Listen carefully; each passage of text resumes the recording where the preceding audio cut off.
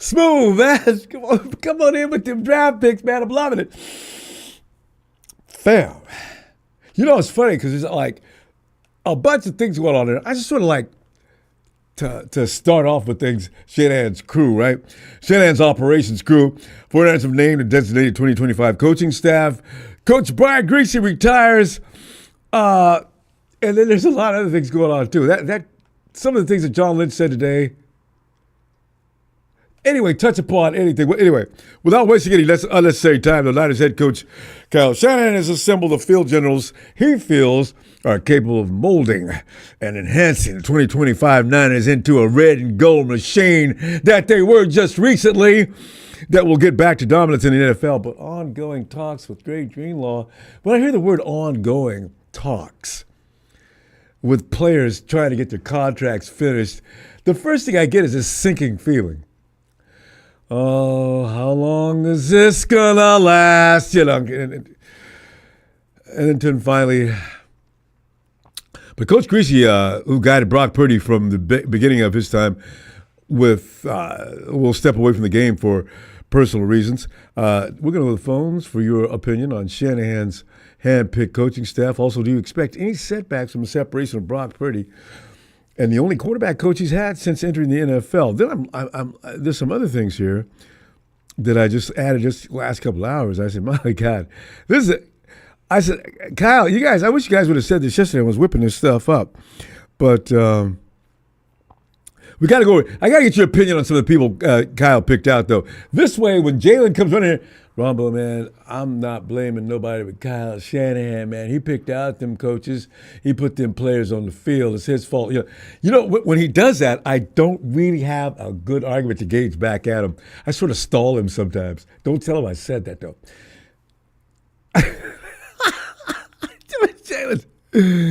But Greenlaw, the ongoing negotiations, as I mentioned, and John Lynch envisions Kittle staying with the 49ers for his entire career. Remember we were talking about that the other day? I said, George Kittle is that guy you don't retire. There's been lots of players down through the years that should have never left and went to another place to play. Jerry Rice, Joe. I mean, the list is long, so, God, how many guys have retired as 49ers and nobody wanted to see leave? And for some reason, John Lynch is encouraged by the state of the 49ers offensive line.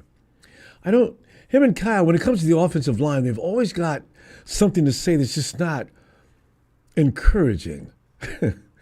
It's like last year during the draft, right? What does Lynch say? And Shanahan, we didn't see anything in the draft to add to our offensive line that's any better than what we have in camp now. Okay. Kyle, we saw some offensive linemen that looked pretty good that got drafted each and every year. You said that. So, I don't know. It just – okay. D'Amico could be on his way to Texas. Debo could be on his way to Texas to join D'Amico. Can you imagine? We knew it was going to be somebody that's familiar with Debo. Going to know how to talk to him, know how to handle him. Anyway. Get back up here because I wanted to get your opinion on a couple of coaches. Because I just say, let's go ahead and nip this in the bud right now. I'm the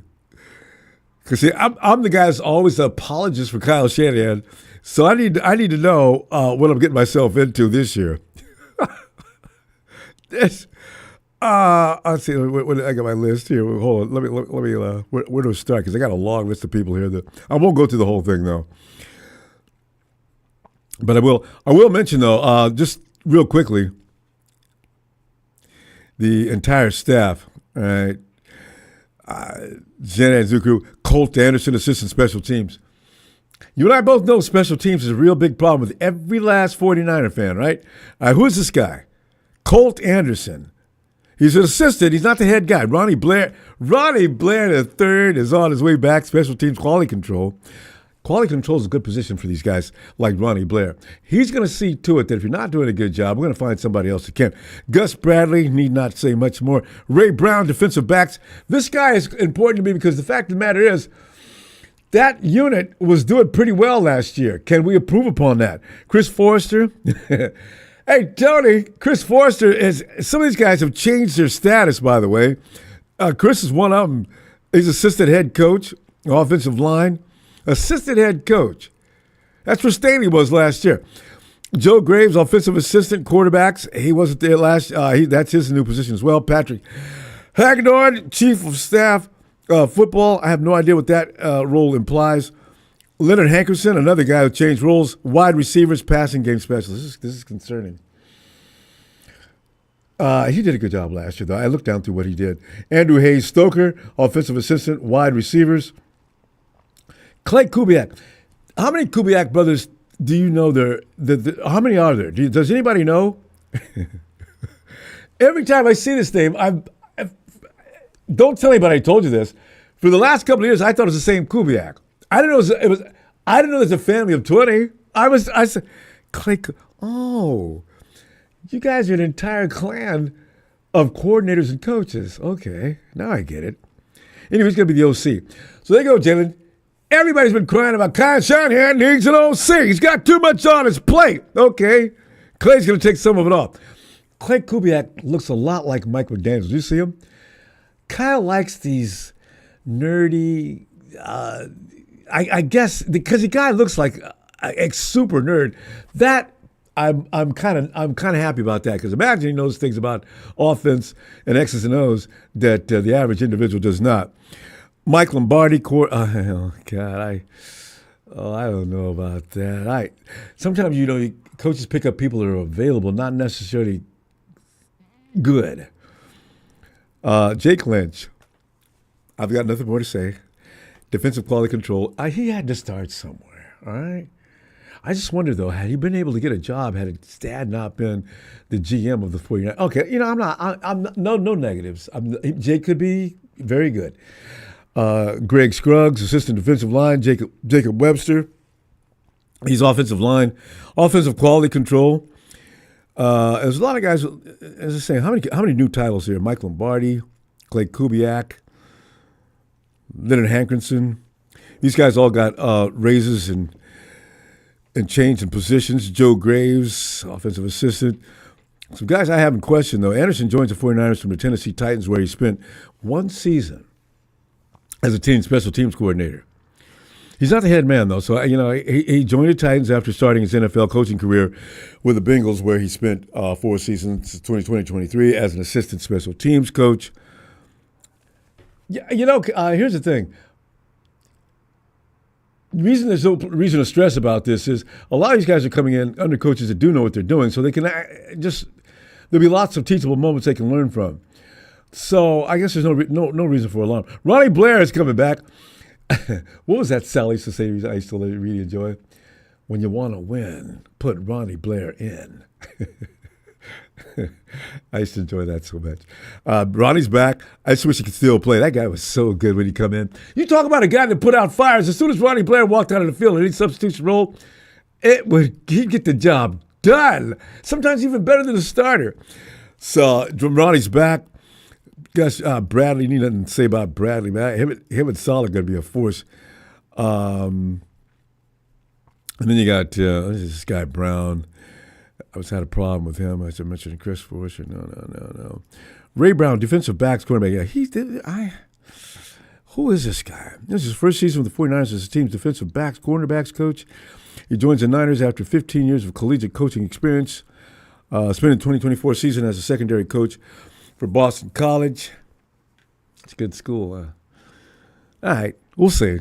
Because there's going to be blame designated this year. 49ers have to do well. If we don't do well, there's going to be a lot of finger pointing because they're coming back from a dreadful year. So, okay. You know what? Chris Forrester back. Tony Forrester's back. He got a new role. He's going to be the assistant head coach. What does that mean exactly? What did Staley do? That was his job last year as well. Some of these names they give people are just in order to give them a raise, I think. It has nothing to do with anything. They're not going to get any more authority or anything else.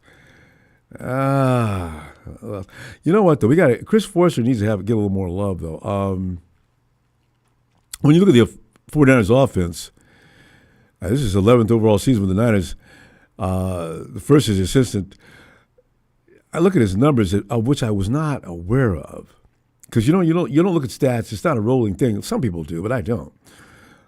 But man, this guy Forster's done a great job for us. Offensive line coach, 21 assistant. Here, I'm looking at the yardage. Forster has helped the 49ers offense rank tied for first in yards per play at 6th, third in rushing yards per game at 130.8, fourth in yards per game, 375.5, sixth in points per game, 25.5. He's all nothing's below the top 10.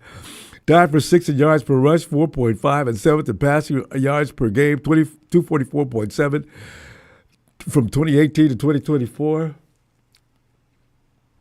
You know, the only thing I have a problem with Chris Forster was coming in and telling Kyle during draft, listen, go ahead and get your playmakers out there. I can make any kid into an offensive lineman.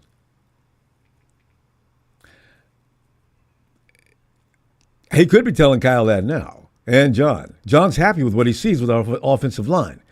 What does that tell you, fam? First round pick. I told you they're going to go get a defensive lineman. I'm not mad at that, but I just knew it. I can read these guys like a book now. 5 consecutive Pro Bowl selections. Trent Williams doesn't need Chris Forster's help, though. I'm not going to give any love on that one. Who else did I have a question about here? Hankerson, in his 5th season with the 49ers, first as wide receivers, passing game specialist. You know, our passing game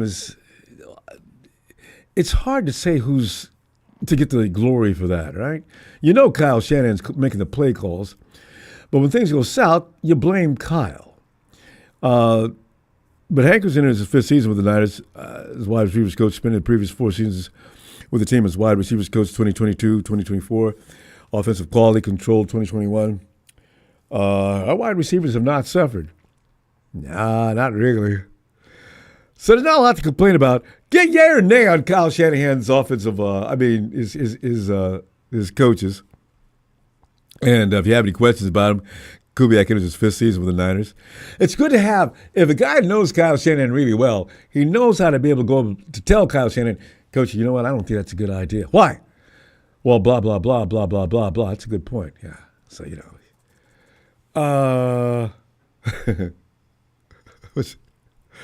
Anyway, let's move on, because I'm more. Yeah, I'm more. Some of the other things that are going on with Debo leaving to Texas, Lynch being satisfied with the offensive line, and Brian Griese. You know, every time you watch Jalen Hurts, right? Every time a coach got switched, especially an offensive coordinator, anybody in that room, Jason had a really bad year, right? This year, he had one of the better coaches in the game, and he went to the Super Bowl, and he won it. And I mean, in damning fashion. I mean, when's the last time in any year the Chiefs have been beaten that badly since Patrick Mahomes landed in Kansas City? Woo! God, I did love it, though. Smooth! Top smooth! Come on in, fam. Are you ready, Smooth? Ronbo, come on I'm here. in. Smooth. Ronbo? Yeah. Come on in, fam. So I was sitting there trying to pick apart. So you already ran down. You already ran down about Forreston and all them, the coaches switches and all that. Huh? Yeah. And Lombardi coming from the office down. Yeah. So give me a yay or nay on some of these guys, and anybody that you are concerned about running the program, because we can't have any more glitches. Because there's a lot of slippage last year, and I still don't know who completely to blame. It was injuries, yes, but still. I seen some play out there I wasn't real happy with, but go ahead. I think what Shanahan and them doing right now, I think last season was a wake-up call, and they're not going to York and them, they don't care about the injuries and all that this season, either put up or shut up. So they hit, like I said, last season on the draft, and this is the most important draft of their career since they've been here. 8 years now? They're going to the 9th season? Yeah. Yeah, that's right. As Jalen loves to point out, And it's so, 9 years, Rombo. 9 years. Kyle Shanahan has got a 50% rating. He's lost as many as many years as he's won. Boy, Jalen, don't you call me tonight, man. I'm ready for that. Versus everybody, including the Pistons. I'm telling you, it's lined up for Saleh to be our head coach, bro. I see it. Who? If Shanahan messes up again, Yeah. they're not going to let Saleh go. How the defense going to act this coming season? How we going to get nasty down and dirty? The Yorks will look at that and say, you know what? Let's keep York and let's keep Saleh. This defense is top notch, 1 and 3 ranked. Get rid of Shanahan, and like I said before, let Saleh bring in his own offensive coordinator. And he gets to keep Gus. He's already got his. He's already got Gus. He's already got Gus Bradley as his DC. Everything's lined up, ain't it? Everything is lined up. His own Shanahan. I keep telling you, he always get his own way. He's too arrogant, man. Cocky. We have games put away, and he do some outrageous ass shit. And next thing you know, we lose the game, and all he can do in his press conference say, "Well, we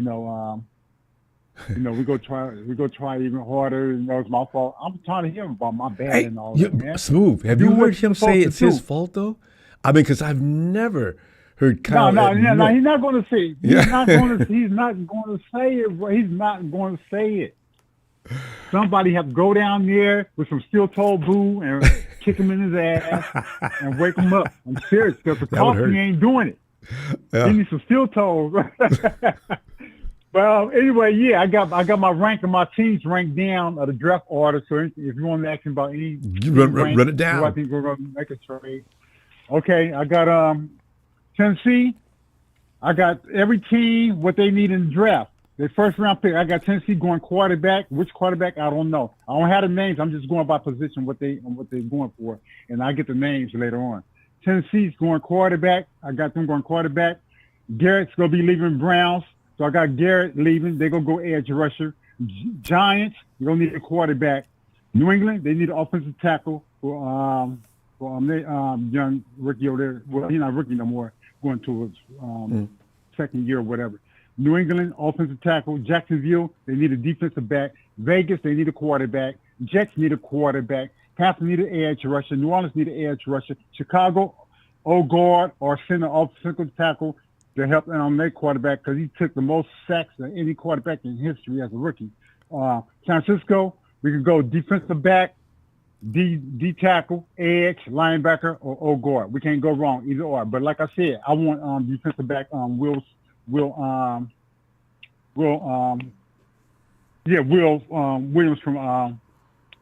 Michigan. I want him because the draft will be deep in the edge rushers and nose tackle and O-line. So let's get our studs right now. So running back, quarterback, we can get that later on. Go beat the next. Yeah, but Chicago, go ahead. It's funny that you mentioned the Vegas team needing a quarterback. I understand that Tom has been romancing Matt Stafford. Look, keep an eye on that. Tom Brady. Matt Stafford. Yeah, well, Raiders had the money to do it. So yeah, and they got draft picks and everything else, and yeah. Oh yeah, I mentioned about Stafford. Remember, I don't mean to interrupt you. Remember last time I talked to you, I said I always go back on mistakes I made. Stafford, Rams, is not 15 to 14 million, it's 27 million. Oh, his current his annual salary. And when you look at that, that is unfair. Yeah. Matt Stafford's better than 27 million compared to some of these guys that are getting paid 50. Lord knows he's better than Dak Prescott. Dak's getting 60. That's almost 40 more million. Oh, I see his point. Because if the Rams keep him on the books, they're going to have to pay him $27 million, and they're trying to get him off the books. They don't want to pay that. That's why he's not going to. But he's not going to stay for that. You know, that's what the argument is. No, the Rams have one figure, and Matt has another figure. See, so I'm laughing about that. That's why they already gave him and his agent, permission to talk to whoever he wants to talk to. Right, go out and test the market and see what you're worth, and then if you come back and we'll talk about that. Right. Did you hear what Debo said? What?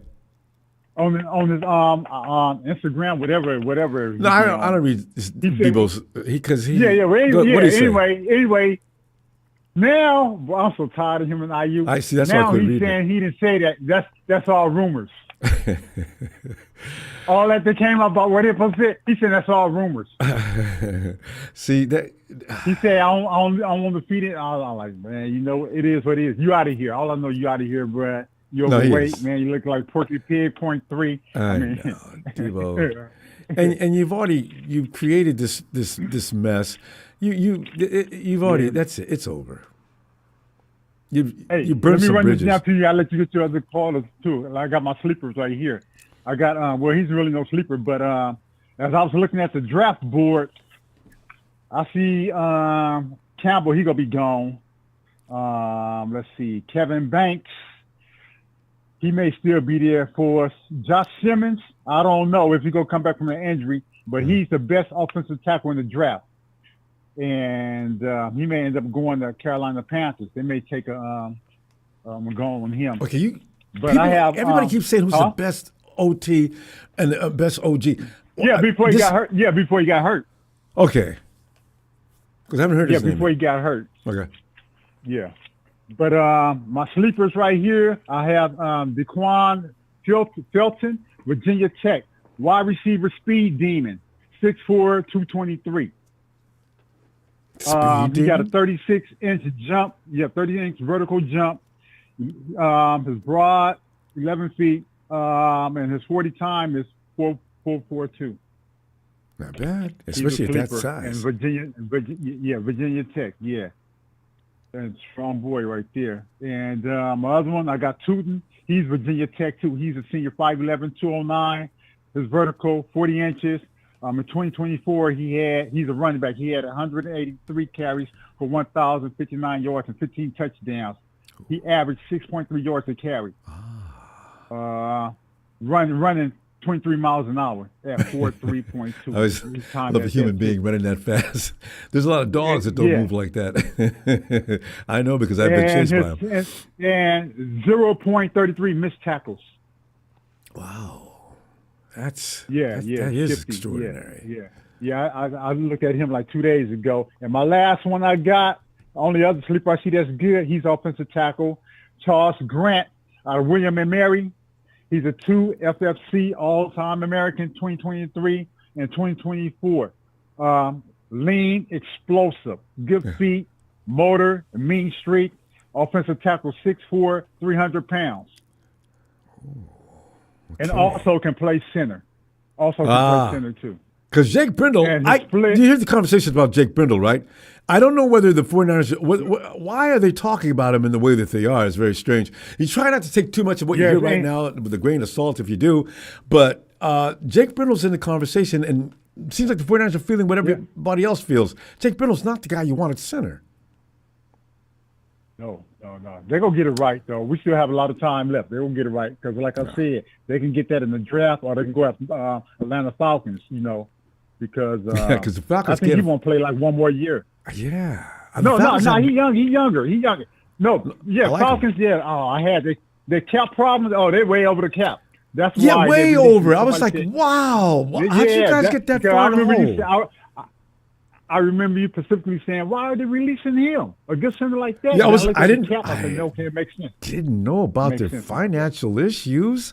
They're really financially in the strain. I had no idea. Like $13 million in the hole. Them and the Saints in the same division. Yeah, they over, man. Oh, and them too.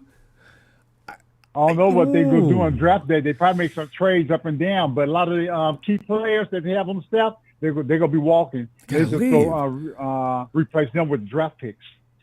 Come out cheaper. They're going to have to. Real quick, though. In Cleveland, they're swearing to God with a stack of Bibles that Myles Garrett is not going anywhere. Do you still think that's really a possibility, though? No. Listen. And you heard it here first. Garrett is going to be moved, and they're waiting before 12. You know what I'm saying? They wait at the last minute. And because Garrett, his mind and his attorneys, they're already set. They're not moving over what he said. So they just Cleveland. That's why I have Cleveland going edge rusher. I got them going edge rusher. They need edge rusher. They need quarterback. They need offensive tackle, wide receiver, and running back. But they'll get an edge rusher because Garrett gonna be gone. Why they so specifically want edge rusher if they're gonna keep Garrett? It don't make sense. That's true. And I also why get two edge rushers instead of getting a quarterback? Get a quarterback if you already have your edge rusher in place. Garrett is moving. That's why they're getting an edge rusher. And they after that they'll get a quarterback. And they can get a lot of stock. What's called slipping for Garrett. You know, anybody to deal with, they can slipping get a lot down of the draft stock. board. Who? Shador Sanders. He's slipping. Shador Sanders. Oh, you knew he would. Yeah. Oh yeah, he's slipping. Plus, he's not throwing at the combine either. That wasn't good. That shows an arrogance that's unnecessary. No, Ward will be gone before him, but Ward probably don't go first. Yeah, because some people say it's a better quarterback anyway. Defensive tackle go first. Yeah. But I got plenty more. I'm just loaded right here. So let's get together on that Friday. And all right. Okay. Good stuff, Smooth. Okay. I will see you Friday. Eat my Chinese food. All right. I'm out. Everybody not a game. I'm out, fam. All right. Good night. Yo, Aaron.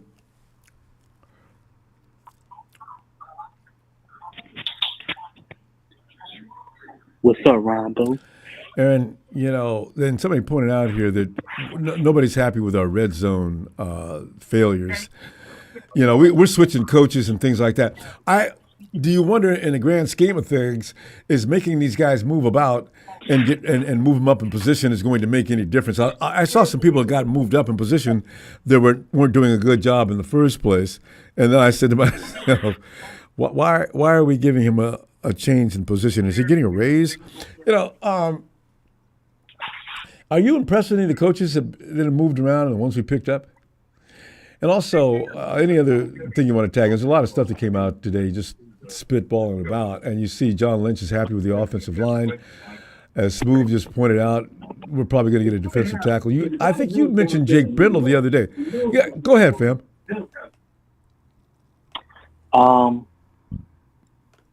Yeah, so the one shocking the one shocking thing that I was a little bit surprised with that the quarterbacks coach Brian Griese. Yeah. He wants to be home with his family. I think he was going to leave 2 years ago. Yeah, before last, I think. Yeah, I think the reason he kind of like retired because I don't know if you know this, but like after games on Sunday, like the coaches don't go straight home. Like they gotta go watch film, or even if they're on a short week and play on a Thursday night, like they gotta go over the film, So I mean I can understand why he said, you know what, I'm kind of tired, Yeah, and also his family's in Denver. He was in Denver for a long time. He said he's missing his family. Remember the Jets called him and said, "Come on over and take over our program," which is a huge compliment for a guy that only started coaching 3 years ago as a quarterbacks coach. So he some guys really, their family is first. And your family could still be first if you're working abroad, or not abroad, but far away from home. But sometimes remember Robbie Gould was constantly crying about wanting to be back closer to his family. So it becomes a thing where you have to make a choice. And I guess Griese's financially is fine, so he's going to go ahead and go home. Yeah, but hey, let's give him some credit that he found Brock Purdy. Like if it wasn't for best, yes, if it wasn't for like if it wasn't for Brian Griese, I mean, it might not be what would we do without Brock Purdy? I don't know. Yo, can you imagine? So. Because you mentioned that, what would we do without Brock Purdy? And Trey Lance is out as a free agent right now. Just goes to show you, Brock's starting the last pick in the draft. Trey Lance was traded up for 2 draft picks, first round. So it's real weird. That's why I say picking out a quarterback in a first round pick, ooh, that's scary.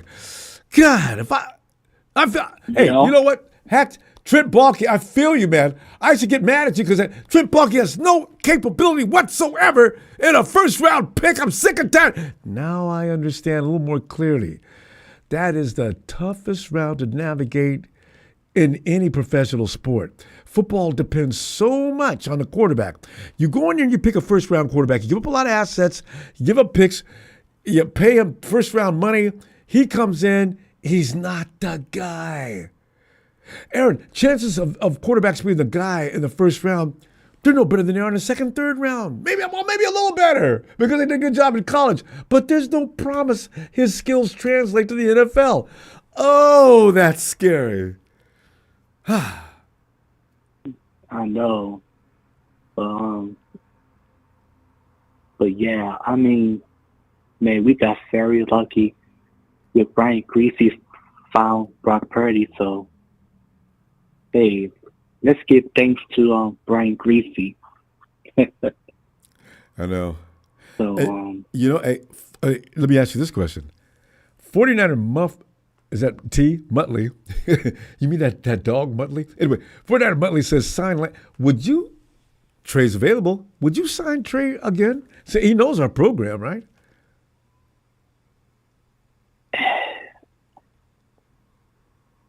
I mean, maybe as I mean, I'll be honest. know, I mean, if you don't want that, that's fine. I mean, it's history. I say, but Muttley, that's what that jumped out at me. Sign Trey again. He's available for anything you want to pay him, most likely. Because Trey just wants to be back in the NFL. He probably still feels he hasn't had enough time to get his shot in, right? He has to work on some things. He could work with the 49ers, but I don't know that we have room now, especially if they're going to be serious about Mordecai and they're going to go ahead and get another veteran. I imagine. Oh, yeah. So I don't know. But we'll see. Yeah. So I heard from John Lynch today saying that the plan in this draft is to build to the draft because you want to get younger and cheaper because you got some bad contracts like Debo, Hargrave. I need to use it for an example. So, yeah. Debo, God, I like him too, but Debo just talks too damn much. But yeah, I it's heard always best to build through the draft, though. Yeah. From today, I heard the Houston Texans may be interested in Debo. I mean, he could. I mean, D'Amico Ryans knows Debo, so he may be interested. Yeah, no, he is. Yeah, and you're just gonna piss us off too. Debo's gonna go over there, show up, and show out. I mean, his first year for sure. If Debo ends up with the Texans next year, oh, he's gonna be just out of control. Good, I know it. He's the kind of guy that'll be vengeful. Yeah, they go do that. They go treat me like that. I'm Debo damn Samuels, man. What are you gonna do? So D'Amico knows that because you can read Debo like a book. He is not happy with losing face right now. And the 49ers, go ahead, find you a job. We'll support that. No guarantees, but we'll support it. So, it's a joke. I know. Yeah, and Brock and Brock's agent and, the 49ers started contract negotiations. So. I know. He didn't really say a lot about that, though. And, they just try to let you know where it's in progress. Yeah. Yeah. I mean, I'm pretty sure they'll get it done. Yeah. And they also want Kittle to retire 49er. Don't you love that? So I really do enjoy that. I know. Yeah. I can't imagine his team without George Kittle. If he could play, I want him here. You know, when he can't play, just go on to Canton and kick back and relax. Yeah. Because I don't want to see him in another jersey, and I do not want to play against him ever. Oh, come on, man. No. Frank Gore killed me. When we had to play against Frank of his various teams, I said, oh, man, this is hard to watch. God. I know. That's... Man, I couldn't imagine. I can't imagine Kittle in a Seahawks jersey. My God. Oh. Well, you know what? He likes Don Burr's team. If Kittle were going to go anywhere, it'd probably be Detroit. But he ain't going anywhere. Yes, So, you know. nah. So we're gonna find out. So, Then we're gonna go, fam. I'm gonna tell you what. I'll see you Friday, and a little more stuff, and a little more substance should be forming in Santa Clara. All right. By the way, if you see Rudy, laugh at him. Rudy's losing his mind because he's taking shots now at people like Tom Brady for saying things like Stafford. Also, there's no truth to the rumor that Tom had Stafford all over to his house serving him dinner. Hey, Rudy! I know, right? You got to pay the man more than $27 million, and then if you do, you're going to hurt your chance to build your team.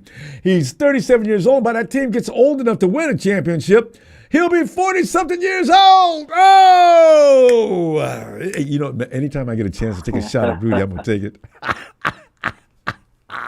I know. What the Rams fans out? They ain't even in it today. They know they're running around in a dark cloud. The Grim Reaper standing in front of the SoFi Stadium,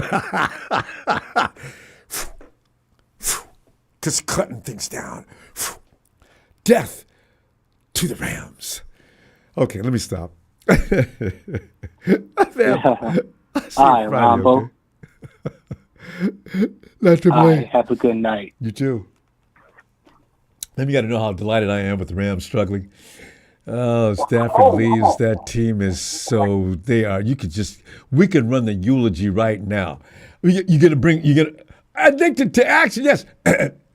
Yeah, John's son Jake Lynch is with the 49ers defensive quality coach. Yeah, I mentioned that, and I didn't want to pass any judgment on it. I'm wondering, and I did mention, though, I said, if John wasn't the GM, would Jake be hired up this quickly by anybody else? So this is one of those things where Jake's just there for learning and experience, so he can say in a few years, if he wants to continue to coach, that he's had experience in the NFL and he knows what he's doing. I came from a program where defense is emphasized in a way where I couldn't help but to learn. All right, you want the job, we'll give it to you. Just stop talking. Michael! Hey, Ronbo, good night, buddy. It's going okay. And get ready for the month. Our princess turns 27 tomorrow. Oh, Nikita's birthday's... Michael, didn't you just recently have your birthday too? No, my birthday is June 13th. Oh, okay. No, so, My it wasn't mother's you in then. December. I said, what is the chance of you and your daughter having a birthday so close? I guess that happens all the time. But Nikita, hey, you said her birthday's when? Tomorrow, February 27th. Well, I guess we're going to have to sing. Is Nikita in the house by any chance? Or is she... She's in the chat. Ah! Yep. She's in the Oh, yeah. Nia calls herself the English what? I mean the Eagles what? Eagles chick. Eagles I told you, chick. you gotta call yourself the Eagles chick now. She's the Eagles chick now. Don't put your real name out there. I told you, don't put your real. I told you, put the Eagles chick. Let us sing for that Eagles chick just coming off of a Super Bowl victory over the hated Kansas City Chiefs. At least we do. That's right. Yeah. Oh yeah. Happy Super Bowl victory, Eagles lady. Happy Eagles. I got to do that too. Happy Eagles are Super Bowl champions. To the Eagles chick. Happy 2-7. Hey, you're not going to combine that with, is this this is second or third title for the Eagles? Second. I think it's second. Second title. Happy second title, dear England. I don't know why I can't get Eagles English. Eagles chick, happy birthday to you. You know, Eagles think it's been rolling around with the Jets. He's always such fun. Yeah. I got an army It's of funny. ladies that come in there. Go ahead. I told her. I said you got a lot more. Your team's looking good. Your team still win more Super Bowls like us. You guys still win a lot more. Not like the Rams. The Rams are dying out. Rams are getting deflated. Yeah, no, I can't wait till They're like the deflated balloon. Like Rudy, he's deflated. Yeah, he's quiet these days too. That's what I love the most. Rudy used to be every day just talking trash all over social media, man, tagging me on all of his little gibberish. I said, he's been quiet lately. Yeah, like a lost puppy dog. Rams are done. You know, Rams are done. I think after the quarterback goes, they can't win. Jimmy G, we already know how Jimmy G played. Jimmy left. I mean, Jimmy's out looking for another job. Yeah, they didn't sign him for 1 year. Oh, that one. Yeah. And if Aaron Rodgers, we own Aaron Rodgers. We own him, man. We beat him anywhere he goes. We beat him. So if he goes to L.A., we'll beat him there. Same way we beat him in Green Bay and New York. That's not what the Rams want to do anyway. They need to get younger. So that's why when Rudy made jokes about, well, we're about trophies now, man. We're not playing about. See, if you don't learn how to use a draft, you get one and done. Nope. Now, granted, you got the one and done. Fine. All right. Congratulations. The Rams tomorrow, they're going to try to pick up. Oh, they're going to try to promote. They're going to go after Fields or some of these other. Maybe they'll go after. Hey, they maybe go after Trevor Lawrence. You never know. They're going to grab him. Michael, they have Stetson Bennett Jr. third, Georgia champion. He's not that good. He's a clown. He's not going to be that good. He's a clown like Rudy. You put him out there, you're going to have a circus show going on. The juggling act. Rudy, get out of here, man. Let's talk some football. You put him out. Yeah, he'll be throwing INTs. He'll give a game away every time you'll see the ball comes to you. Oh, thank you very much. Thank you. Oh, I see. These are the things that we always get to later on, Michael, because when the Rams were doing that, I got to tell you the truth, and I'll admit that to you because we're family, right? When the Rams were getting they were piling and stockpiling one star stud after another. I couldn't understand where they had all that money coming from. They were getting rid of draft picks right and left. And I said, oh, man, they got him every day. Where did they get the money from? No, that's why I still want an investigation. Yeah. Maybe they wanted to Rudy. Really want to mention it. Remember the word F those picks just echoed through the NFL. And I'm sitting there thinking, well, Kyle, John, why can't we get some of that? Wake up. But now we know. Now we know. And I'm happy for the new quarterback coach. I'm happy for the new guy. He was starting off with the Patriots, then the Raiders. And, Yep. He came from the Patriots, Raiders, and yeah. Yeah, there's a lot of Lombardis in the NFL, isn't there? Another Lombardi is in Kubiak. There's 100 Lombardis and Kubiaks all over the league. That's amazing. We got a good coaching staff. We got legend coaching staffs. We got legends. Well, we got some good coaches. Yeah. We do have a few guys that are definitely pretty much famous. Brian Griese, I wish him the best of luck if he's retiring. I mean, Brian Griese, the ex-former Michigan quarterback, wish him a lot of luck, man. Good guy, man. Yeah. I guess he's not coaching no more. I guess he's going to go home. Go home with your family, buddy. Yeah. You deserve it, man. You deserve it. Your family comes first. Oh, yeah, no doubt. And you got grandkids probably. I don't know if you have grandkids yet, but no, your family and your wife comes first. You did enough for our organization. You brought us our quarterback. We're blessed, and thank you so much, buddy. Without him, Brock Purdy's not in San Francisco, most likely. Nope. He's not, and he's a good coach. Who knew? I was the one talking bad about Brian. This guy's got no experience. What is he going to do? I watched him in college. I watched Brian Griese in college when he played for Michigan. He was a good quarterback, Brian Griese. I don't know if he played the same round to Elvis Skerback. Him and Elvis Skerback played together in Michigan. Oh, yeah. Brian goes back that far, huh? So, yeah. I think he goes back that far. I think he goes back that far. Yeah, I remember. Yeah. So, we're Jim Harbaugh, another Michigan quarterback. Jim Harbaugh, another great quarterback for Michigan. Good to do that. Yeah. And those are good days. You just want to avoid getting your kickers out of Michigan. You know what though? I'm gonna start making jokes about. I think my kickers overseas. Look at those soccer players. Get those soccer players.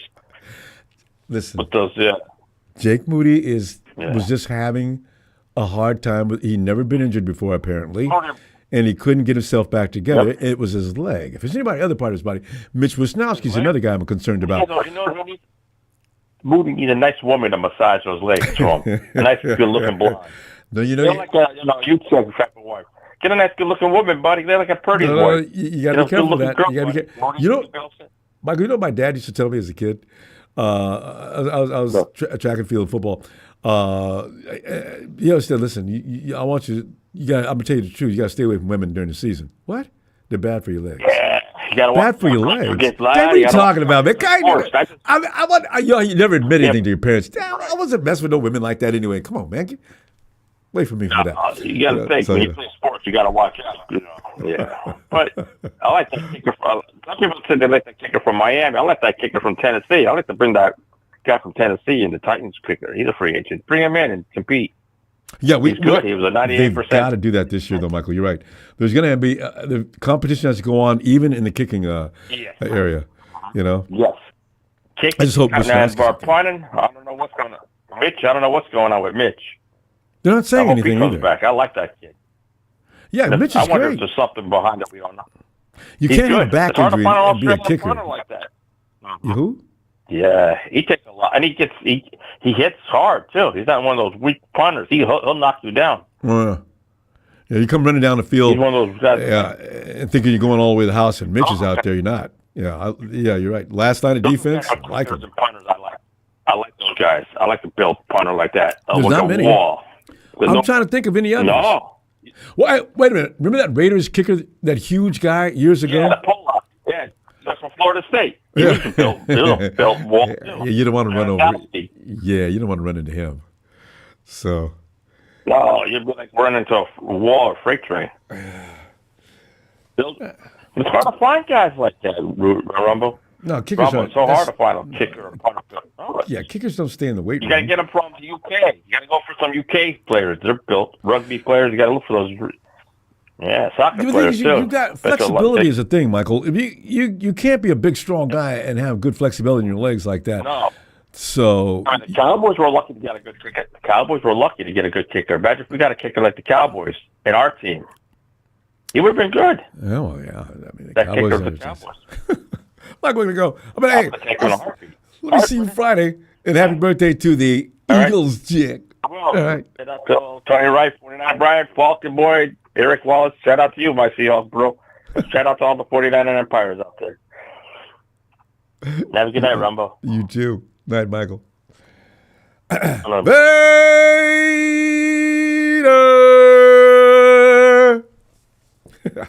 What's going on, Ronbo? It's time. We're in that in-between zone where there's nothing going on.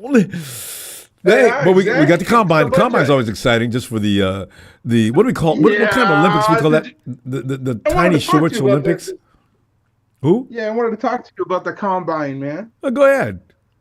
Yeah, there's all this notion all over the social media that our coach is going to be there. I didn't see him anywhere in sight. He never goes to that crap. Kyle's there. So he said he's going to go. There. Maybe he was going to go. John went up there and he spoke. And he talked about Brandon Ayuk, and everybody jumped on that train real quick about trading to Indy. You know what it's going to cost? Oh, my God, the nonsense people are saying. It's just hilarious. Oh, and Rudy jumped on that. Rudy loved it. As soon as he saw a conversation about that, he has to post it up. Hey, well, a big time Brandon Ayuk seems like you're going to trade him. Rudy. Look at Rudy right now in the chat. Look what he's writing. He's out begging for money. You're begging for money, bro.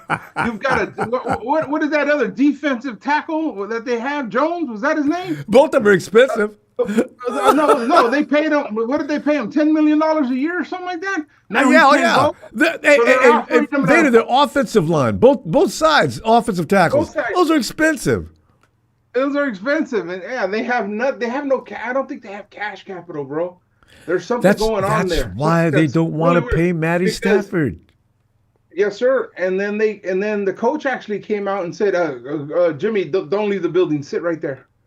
And apparently, right now, what's going on? If Stafford doesn't agree to the contract they're giving him, they're going to go with Jimmy G. Really? You heard that? That's the latest. That's from Lombardi right there. I thought Jimmy already walked and was out shopping around. Yeah, but they told him sit right there, wait in the waiting room. Well, what's wrong with Stetson Bennett the third? I thought they picked him out and were grooming him for a year, and he's not ready to go. But again, and then they were looking at getting the. I can't believe we're talking about the Rams, but anyways, they're looking about getting that other kid from Green Bay. What's his name? That corner. That's too expensive. You guys don't even have money to keep a tackle. What are you talking about? Is Green Bay going to cut him loose? Is Green Bay having money issues? I don't see. I don't know how that happens, Ronbo, and I wanted to kind of get your opinion on it because didn't the cap salary go up? Yeah, a lot. And a lot of teams are in the hole so far. That huge jump's not helping them at all. I mean, you look at poor Tony, our bro, his team's in cap hell right now. In fact, the NFC South has got two teams that have got a lot of money to make up to get back to the cap spot. How'd you do us and the Eagles, right? No, NFC South. New Orleans. I'm sorry. New Orleans and of course Atlanta and the up and comer Panthers. It was a fourth team. It was a fourth team. And our boy over there in Tampa Bay. That's that division. They seem to be okay though. Okay, yeah. It looked like most of the teams are going to be pretty, okay, as long as there's only a few that found themselves in a hole. Yeah, but it looks like man, the Rams are a lot of issues there. It's like man, they're coming. But again, if you look at last year's tape and you look at Staff, he made a lot of mistakes, bro. Plus they beat us. Did they beat us? No, we gave them the game. We could have taken 3 interceptions in that game, and they wouldn't have lost, and they wouldn't have went anywhere. I know, right? But don't get me started on Ronnie Bell and Deebo Samuel, who had key drops. I mean, you guys are right. Ronnie Bell, you could have ran for all the way to the 5-yard line with ease. And Deebo, you could have went to the house, and they would not have had the possession they had next. Henceforth, we win the game. Now, Deebo's out here missing the ball, and then got the unmitigated audacity at the end of the season to talk trash. I think, Deebo, you're starting to bother me. God, I used to like you. So, Yeah, it's very irritating when that's your job is to catch the ball. And it doesn't look like when you don't look prepared, when you don't look like. But again, can I throw this all on Deebo? I mean, we just had a shitty season. You're right. We just it was bad from the start. Once Ricky got shot, everything went downhill after that. Amen to that. Well, BA started it. Remember, holding out. BA started it. Yes, hold it out. Yes, you're right on that. BA started it, and he kind of finished it too when he injured himself. But. And did you notice the mystery that followed, though, immediately? Now CMC's not in camp, and nobody's saying anything. I said, where's CMC? Nobody knows. Hey, it's Trent Williams. Trent Williams came out for 1 or 2 days. He heard that BA was getting paid, and he went home. I said, what is going on, really? And then we find out later. There's a lot of injuries. But that leads me to my next question. I understand, as a fan, everybody's looking at the draft and defensive tackle. It doesn't matter who we get, guys. It doesn't matter who we get. We've got a serious problem with our strength and conditioning coach. Now, I understand I haven't seen a big interview from Robert Saleh on his side and his take on that. But, dude, our training staff sucks. It sucks. I never thought about that. It's for a political thing I don't want to bring into this conversation at all. Why it's bad? It's a political thing. And since we're in California, we can guess what that is. But again, it's just we need to address it. We need to address it. And I thought Lynch was going to come out and say, "Hey, this is what we're doing. This is what we're planning to do." And he kind of avoided all that and just kind of picked topics of particular players. Oh, John is the best politician I've ever seen without being a politician, right? Oh, man. Lynch and that yes. big shit-eating grin he's got on his face as he sidesteps questions and then romances you right into another subject. We've seen him do that a number of times for a couple of years. He's I'm beautiful. I find that hilarious. Well trained. I love it. I love it, Ronbo. I love it, man.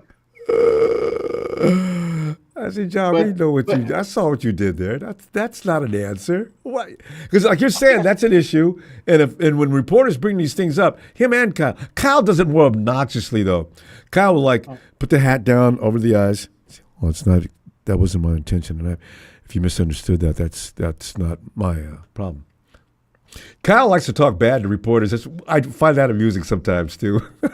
He's not as bad as Belichick, but no, he clearly tells you, amplifies on the fact that you don't know what you're talking about, and walks away. Yeah, that's Kyle. And I'm the smartest man in the room, and you don't know what you're talking about. Oh no, we've all seen it, but I think it's again, I feel it's a big concern. These guys have to be ready for camp. And I think we got to have positive people there, especially on the training staff, man. On the again for the strength and conditioning, and it goes back to what you stated about CMC. He got hurt. He had to fly to Germany to get that special treatment done that we can't bring up on the air again. But and apparently he was ready to go on both. He was ready. Both knees were ready to go, but I don't know whose bright idea it was to put him in that Green Bay game and him hit that ice like that. But he was ready, but not ready. No, you mean against the Frigidaire known as Buffalo? Oh no, the Bills. I'm sorry, it was the Bills. Yeah. My apologies. Bills, guys. I'm sorry. Yeah. Yeah, dude, and but he's good to go, Ronbo. He's good to go. He's been ready for. I understand about 2-3 weeks. If we had to play today, he could play. He could play. He's ready to go. I'm hearing that Trent Williams. He's good to go. Yeah. He says he's good to go, but everybody says you're good to go. The first week shows up, it's like, where did you go? No, we'll see it at OTAs. If guys are serious about this season, they'll all show up at OTAs. That's not mandatory. So when they show up like they did a couple of years ago with the Super Bowl, then you can get inspired. So yeah. All right. So now I'm gonna throw one at you. I feel like Rudy today, but I'm gonna throw one quick one at you. Okay. This is coming down the wire. This was new. I heard that Gronk was interested in coming back to the NFL with the Niners. No, you didn't. Yes, I did, sir. When? That was today. And why? I don't know. It could be BS. It could be. Why? Well, no, I like it though. If it is BS, it's entertaining. He wants to create the tight end show, the 2 tight end sets with him and George Kittle. I could see him and George talking about that, just shucking and jiving on the phone. And George says to Gronk, "Hey man, you left the game sooner than you needed to. Come on back to San Francisco. I'll see what I can do to get you in." Seriously? Right. I'm not just saying it. But again, we'd be the best 2-0 of all time. Right. I don't know if it's BS, but maybe he's trying to jump on those rings because we do have a really good schedule this year coming up. Oh, yeah. So as long as we stay healthy, bro, and we've got the players that we need in place, I don't see us. I still know how healthy you think Gronk is, though. Dude, I don't even know if he's in playing shape, brother. I just threw that out there because I seen it. I don't even know if it's true, Ron. Because if Gronk and George Kittle are on the field at the same time, and Gronk is even 75% Gronk, 49ers would be really difficult to deal with. Because now you got 2 guys who can block and 2 guys that know their way around the field to make catches. Oh, that'd be funny. Fader, we got to go, fam. Always a pleasure and fun. Hey, you going to be on Friday, brother? Absolutely. Okay, you'll be on Friday. Because we got the combines we ruined, so we got to do that. I just want to send a quick little shout out to Rudy. I mean, he makes my day when I see his stuff, dude. I really do, dude. I enjoy the guy. Isn't he special? I do, but too. I wish you would just research a little bit, brother. Just a little bit. Just a little bit. Just research a little bit before you go and post all crazy like that. Again, there's only 2 people I get my information from. Everybody else, there's even 49 insiders that I do not trust. I get it from the main people first, and then I'll say, okay, let's talk about this. Let's figure out what's going on. Yeah. But anyway, hey, shout out to the Niner Empire. and to and TNT and everybody else. Big show. I haven't been on for a while, but I'm going to come back, and it's time for Super Bowl bound for the Niners. Let's go! Go! The radio, Ronbo Sports. Hit that like, hit that subscribe, fam. You have a good night, Ronbo. You have a good night, Vader. I'll see you Friday, fam. Hey, we need to really thank Rudy for his ongoing entertainment on social media. Because, as I said, Rudy, every year, if you lived in his neighborhood, you could hear that ambulance racing down the road. Rudy's going to have to go back again to the hospital to have his foot removed from his mouth. And I said, Rudy, you set yourself up for this beating, and you know I'm not going to have it's no mercy. When I see you as W, no mercy. Well, I'll just be cutting him up. He'll take off 2 or 3 days. He'll come back. It takes him 2 or 3 days to come up with something. He'll come back. I say, Rudy, this is child's play. Did you really take this long to come up with this? Let me tell you this. Rudy!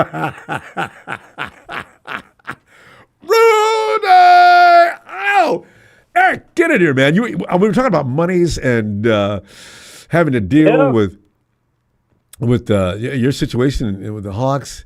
You guys could get Matthew Stafford if you know you can get out of that hole, because it seems Stafford is running around trying to find out who's willing to pay him $50 million because he feels like he's being cheated, while guys like Dak Prescott and over in Miami,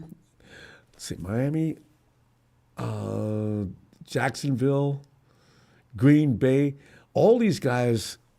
None of these guys can hold Stafford's jock. I'll just be honest about it. I mean, Stafford, he throws way too many picks, but the guy can play some football. He can move your team. I hate to admit it, but they gave the Eagles the toughest time of anybody in this past playoffs. Hey, boy, Market Pro, I'm telling you right now, don't have a drink and call me, though. And the thing is, if they could keep Stafford, that team could be a legitimate threat next year. They actually could. And I'm seriously talking, they could. Because they got the running back, they got the passing game, they got the receivers, minus, of course, all-world Cooper Kupp, but, still. But go ahead with your situation, because I saw you talk about what I said, cap problems, and Eric says, cap? Question mark. Hey. What's going to happen with that? Oh, I don't know. I mean, I guess we're going to find out. I saw DK's up for. I saw DK was up for grabs. He's being offered in a trade, it seems. Yeah. Wouldn't it be ideal if you could trade DK to Cleveland and get back Myles Garrett? Wouldn't that be a deal? I don't want that to happen because then you'd be way too tough. But, man. Oh, yeah. Get rid of DK and pick up Myles.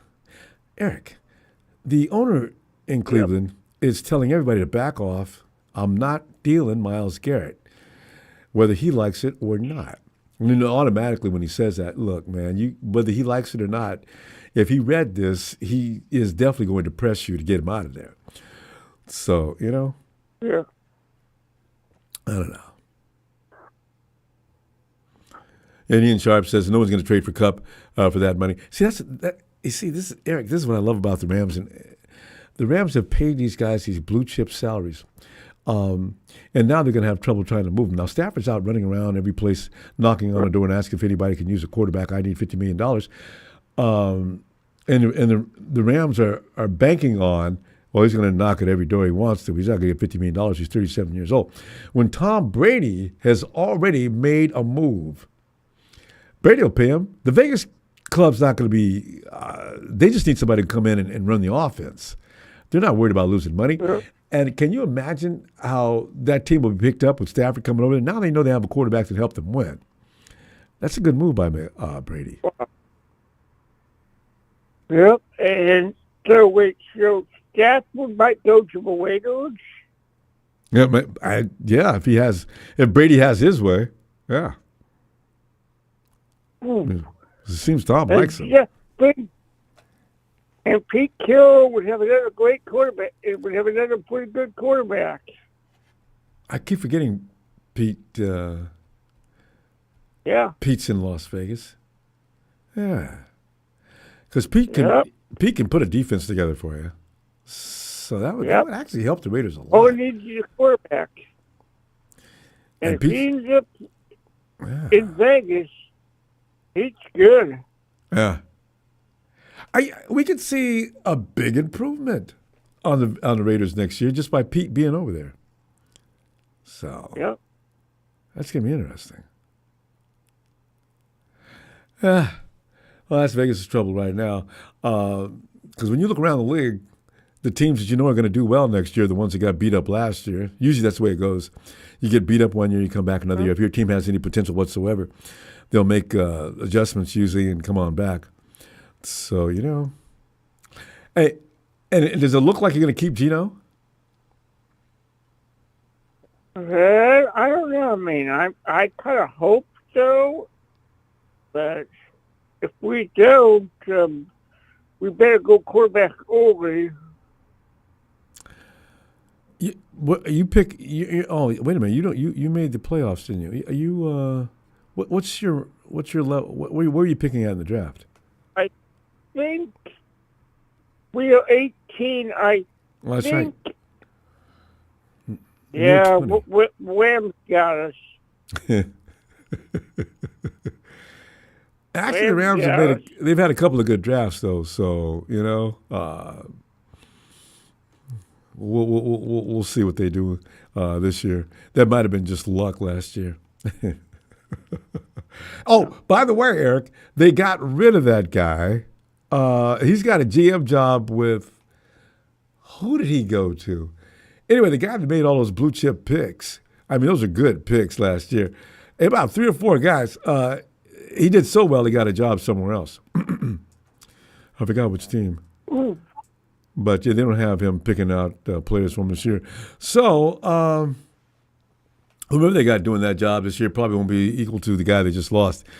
I'm looking forward to that. Anytime the Rams are having issues, this makes my day. And they got him coming up, too.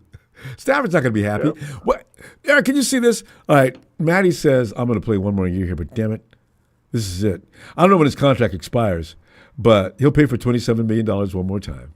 And his heart won't be in it. Well, it will be because he wants to get paid somewhere else. This is going to be an interesting year for Matt Stafford. Because I suspect he's probably not going to leave L.A.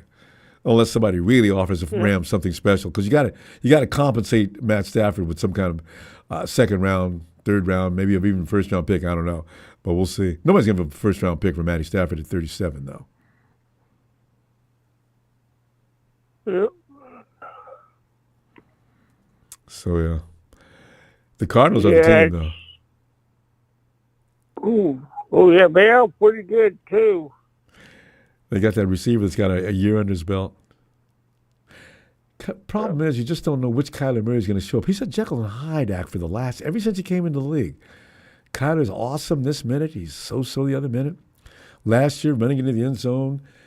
I say against the 49ers, jogging into the end zone, waving at the crowd as he goes in. I was so mad. Oh, I was mad.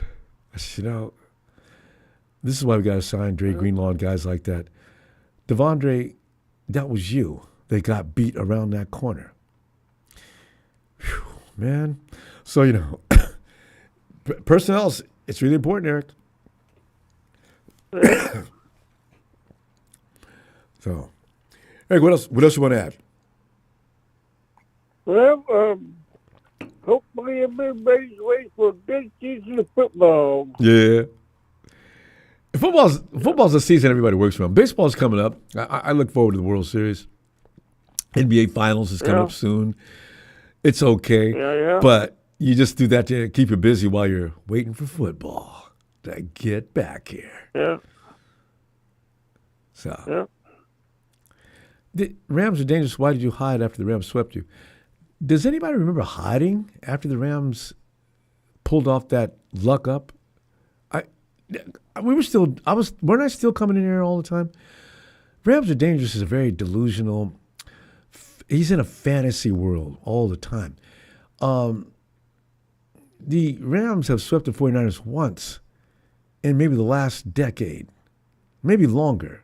Because even before Kyle showed up, we were hanging our foot in the Rams' ass on a yearly basis. They sweep one time. This is what I think about the Rams. They sweep one time in 15 to 20 years, and they can't get over it. You know, the Raiders did that too. They beat us one year after being beat every year. This is what these teams do. And every time I saw Raider fans, who the king of the Bay, Ronbo? Man, you won one time. Man, just y'all lost how many times in a row? Nobody said nothing to you because I'm like not a child like you are. No, man, y'all don't want to admit to that. No, I'm just saying, man, y'all. Did I bother you about you getting beat every year? I didn't say nothing, did I? But you guys don't know how to act like you've been there, done that, right? Because you ain't been there and you ain't done that. So it's always funny. It's just hilarious. Anyway.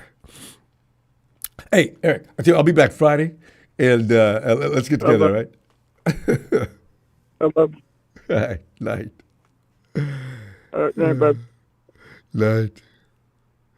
Ramsey, I'm banned in Lombardi. Boy, yeah, Lombardi is a no-nonsense guy, and you're a lot about you're a lot of nonsense. Lombardi. Rams are dangerous.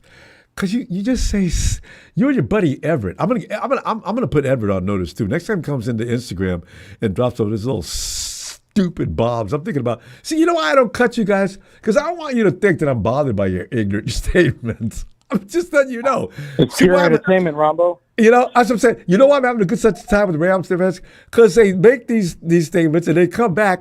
And then when their ass is in trouble or in a sling, they are right there. They're still Rams are dangerous. Still in here talking. Steven, come on in, fam. Ronbo, man, they hate us because they ain't us. It's pure at heart, just pure hate. But what are we talking about? What's the topic for today? I was looking at some of the picks that Kyle made. And Steven, I know you being a critic of Kyle Shanahan with hundreds of others. Yeah. Did you appreciate? I'm not so much of a critic of John Lynch. I think John Lynch has got a good eye for the draft. Kyle Shanahan, not so much. I mean, like I said, Kyle has had so many blunders over the years. I mean, look at, what was it? Dante Pettis being number one. Oh, I forgot about Dante. He's playing good football with other teams, but nobody keeps him. Nobody keeps. He's injury prone. Then you got what was it? Who's our other guy? What's that one guy that we picked over, I think, Mahomes? That's no longer in the league. He was also defense. What's his name? Wait. No, did we pick Solomon Thomas that year? That's the one. Yeah. Solomon's in the league. Thomas. I think. In fact, Stephen, be careful because Solomon Thomas could end up being a 49er. Robert Saleh always did like him. Please no. Yeah. Please no. I know. Please no. Yeah. We don't need that. And then you got Javon Kinlaw. Oh boy. Ooh, scary. Scary replacement. Another potential threat Buckner. to return. Hey, Stephen, you're so funny about that because Grant Cohn posted up a threat. Some guy threatened to him and whoever. They've got a group together and they plan on taking Grant down. And Grant posted it up on X. So whomever did that, if something happens to Grant, they can trace back to the IP address on that. What an idiot! I'm waiting for the party. I'm waiting for the party for Debo to hit me up. I hate Debo. Isn't that another Kyle pick? Oh, did you look at that? A one-hit wonder. And he still thinks they're going to replay his same tape over and over. Man, whatever. And, and like I said, it's just I don't trust Kyle in drafting because look at what happened to Trey Lance. I'm telling you, that was so left field that when they said North Dakota State, I was like, no, not North Dakota State. What was it? No, I you're remember. Right. Yeah, that was it. Dakota. North. I don't know. There's no South Dakota State, is there? It was North Dakota State. Yeah, it's like no one really paid attention to them. I mean, some naysayers will be like, oh, yeah, no, Trey Lance was great in college. Yeah, he played 2 years, right? Was it 2 years? Remember the COVID year? And he played a few minutes. Yep. And He sat out COVID. He sat out COVID. Sat out that year. So he had no experience. He was a they project drafted from day one. Yep. And then what did Kyle say he was going to do during the offseason? Oh, yeah, we're going to use Trey and run power. Man. If that wasn't a setup, I don't know what was. And they damn near killed that kid. In fact, Trey should be actually eligible to sue the 49ers organization. If a good lawyer could come in and make a case, you know? You killed my client against a game that was meaningless for no reason, knowing he had no experience in the NFL and not enough time to acclimate. You damn near killed him. And now he can never play the drums again. But I mean, God. So there's been a lot of mistakes made, and you'd hope the 49ers, those who were in question, have learned from those mistakes. So, You know, it's funny you say that. It's funny you say that because just this morning I was talking to my neighbors, and my neighbor's a diehard Raider fan. His brother is a diehard Cowboy fan. Obviously, me speaking to them, you know where I sit. My brother, I wish I could be in that conversation. Is such a diehard Cowboy fan that he's got the Cowboy sign on the back of his car. And me being me and petty, I have a nice giant-ass 49er logo, and I parked my shit right in front of him. And we were just talking smack the whole time. You know, Brian, my neighbor, he wasn't really saying much because, what do Raiders have to really say? I know, right? I've enjoyed the last 2 or 3 years, more maybe now. Oh, yeah. They have nothing to say. So me and his brother were going at it. We were going at it. And I stopped us, and I was like, Ken, why are we talking shit to each other? We both suck. We both made mistakes. This year, yeah. What are we doing? I was like, the only thing that we got on you guys is that you guys decided to go with Schottenheimer, and you passed up on Derrick Henry, and you passed up on Saquon Barkley, and you passed up on a bunch of head coaches that could have really turned things around. And your owner is your GM. So I was like, that's the only thing I got on you guys. Outside of that, we both suck. Mm-hmm. We both suck. And I was like, and you guys are on the verge of losing Micah Parsons. And I was like, and Brian, I don't know why you're sitting so silent, bro, because you're about to lose Max Crosby to us. And you're going to get Debo. I was like, I told him it's the perfect storm. But the Raiders might get Stafford. Oakland, and Crosby might be happy with that. Yeah. Oh, and he'll be hella happy. Debo will go to Las Vegas, probably rock an Oakland Raiders jersey, and play on the fact that he's going to live by his name, Debo, as an Oakland Raider. Oh, yeah, I'm Debo. Look at me. I play for the Raiders. And it's like, bro, you play for Las Vegas Raiders, which are just nothing but showboaters and divas. Yeah. So don't even stop. They're not like Chuck Noll said once upon a time. The Raiders represent a criminal element in football. Man, that was one of the greatest statements ever made. I'm a little guy, man. I thought that was awesome. I said, what a great thing to be known for. We're friggin' dangerous. Yeah. Pure violent. Man, that was when football was good. That was when football was played by real men, and you didn't hear much crying and pissing and moaning. And but man, going back to those old Raiders, man, Lester Hayes, he was something. With a stick all over his head and everywhere. Yeah. Jack Tatum. But he wasn't no Jerry Rice. He'd hit a man so hard you could hear it. Huh? Oh, yeah. Well, Lester Hayes didn't stick him. He's got jersey. Oh, yeah. If Lester Hayes with all that stick him, that shit was coming off. Oh, yeah. Keep running. I mean, the ball would hit him no matter what. Right? The ball hit him in the back of the head, stick to his helmet, And Jake Scott and Tatum, those are the hardest hitting corners. Oh, my God. You know that rule they got now? That was for Tatum and Scott. Because the fact is, if you're running across the field, that catch that Debo makes all the time, oh, my God. You're done. You're done. Ooh, Ronbo. Shit. If they hit the way they did back then in today's game, bro, every single one of those players that got the death penalty. Guaranteed. Especially on Mahomes. Oh, man, there'd be a public execution for every single one on the Raiders roster. God. I'm surprised they didn't do that for Philadelphia. With that face mask and roughing passer call, I was like, hey, don't call it. Don't call it. So and but, man, I'm looking forward to the Combine. I really am. Because I want to see what's really going to go down. You know what I mean? Yeah. There's a lot of coaches there You got Pete Carroll. They're talking. They're making deals. Mike McDaniel. Yep, they're making deals. They're willing to deal it. I heard that there's trade talks about Brandon Ayuk. So a couple of teams are interested in taking Brandon Ayuk off of the Niners' hands. So that's something. Yeah. And then, hey, Steve, let me ask you about that, though, real quick. Would you? Go ahead. Brandon Ayuk, right? I got an offer. I got to tell you, I'd take it. I don't know what we got coming back. And that injury was really bad. 100%. I would take it. 100% I would take it. You know, and for the simple fact is because if you get rid of Debo, who's the main mouth of the group, right? Goes on social media, blabs a lot, right? You take away Debo, now Brandon Ayuk is going to feel some type of way because now he's stuck with CMC, who got paid before him.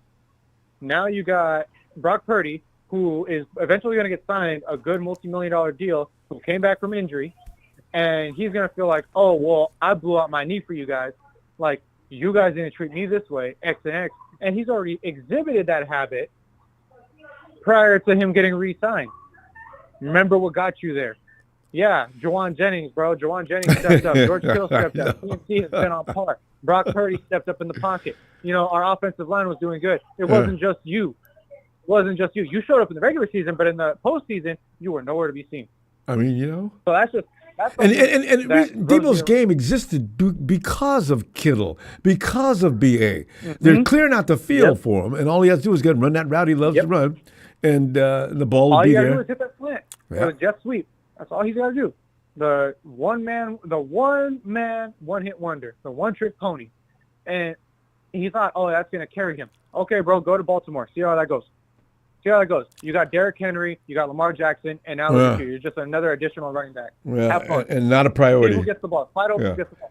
Yeah, because he was Kyle's guy. No doubt about it. Yeah. Oh, yeah. And on top of that, too, I have zero respect for Debo, especially after this year. Like, I got zero. You know, you get more than zero. Less. To go about, yeah, it's even worse now. Yeah, you're right. But it's like, my bad. Go ahead. I didn't know we were going on so long. We got to stop though, Stephen. I mean, hey, I'll be back Friday, and the combine. By that, we'll have a list of everybody will know who they like in the combine by after tomorrow. So we'll talk about that. Oh, absolutely. All right. I'm excited for that. Like I said, there's a lot of defensive talent in there, some decent offensive line, but mainly, like I said, I'm looking at defense. And I think everyone else is too. That's our identity. The 49ers, their identity is their D. You know, it's funny. We got Kyle Shanahan as an offensive coordinator and a head coach, but the defense is what gets all the limelight, basically. So, all right, Phil. Yeah. See you Friday. Oh, and then on Friday, I'll bring up Brian Griese, him stepping away just randomly. That was crazy. Yeah, well, I wonder what happened there. But anyway, there'll be more details about that probably if there is anything. All right, Stephen. Have a great night, man. Yeah. All right. You too, Ronbo. Have a great night. Thanks, Steve. Yeah, J10, Grant post up some thread he got, put it up, and the guy's just really the hatred for Grant. That's why Grant makes me laugh. Grant knows there's people that physically want to hurt him, apparently. So, Grant posts up what the dude said. I was, oh, shit. God. And so Grant says, well, I guess I'll be Ubering my way to the airport. I said, Grant, I had to respond to that with Grant. You better make sure the Uber driver is not in on the insanity. Come on, you know what? That's scary. I mean, I would have to take that seriously. Because if you have X, go to X and just type up Grant Cohn. He's got that posted up there. That is scary. Oh my God, these guys are pissed off. Guys, it's football. It's football. There's no need to get that kind of mad. The hell? Hey, yo, Ellis!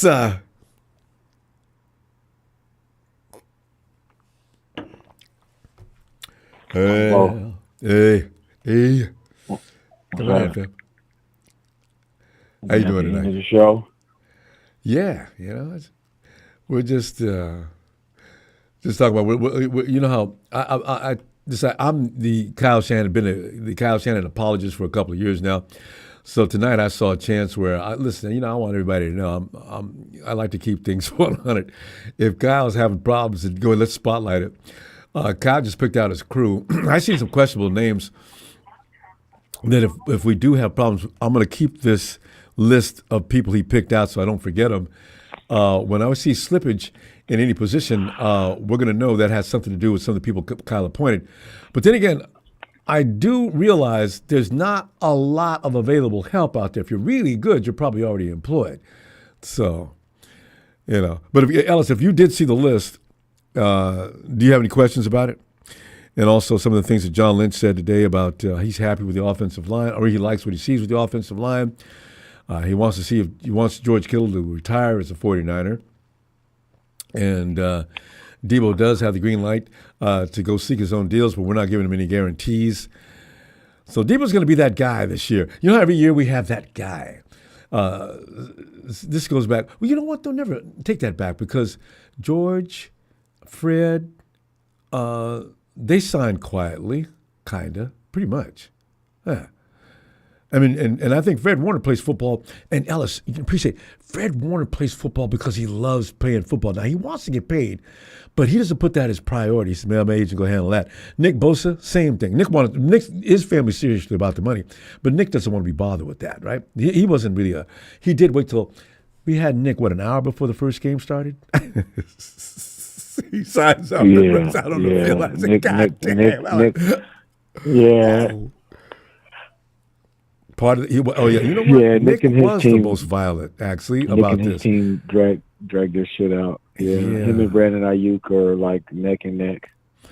Didn't Nick say something about one part of the gate? I got a kick out of that. I've never heard of that before. I don't. You know what? I think the media makes some of that crap up. Since when does a player think he's supposed to get part of the gate? I don't believe it. Yeah, that didn't happen. Anyway, fam. Anyway, your time to take a shot at Kyle if you think he's neglecting his duties as he should as far as picking out people to help him out. Because that red zone offense that's mainly on Kyle anyway, though. But we have quality control people who are supposed to make that, polish that up, which he picked out. Another Kubiak. Yeah, man, look. Well, he officially moved him to offensive coordinator, which is good. Yeah. They moved the wide receiver coach, I think, to they moved. Yeah, Hankerson got he got an upgrade, and so raise him pay. Yeah, the new cornerback, I think it's the new cornerbacks coach, came from somewhere else. He's supposed to have some good pedigree, some good, come from good creed or whatever.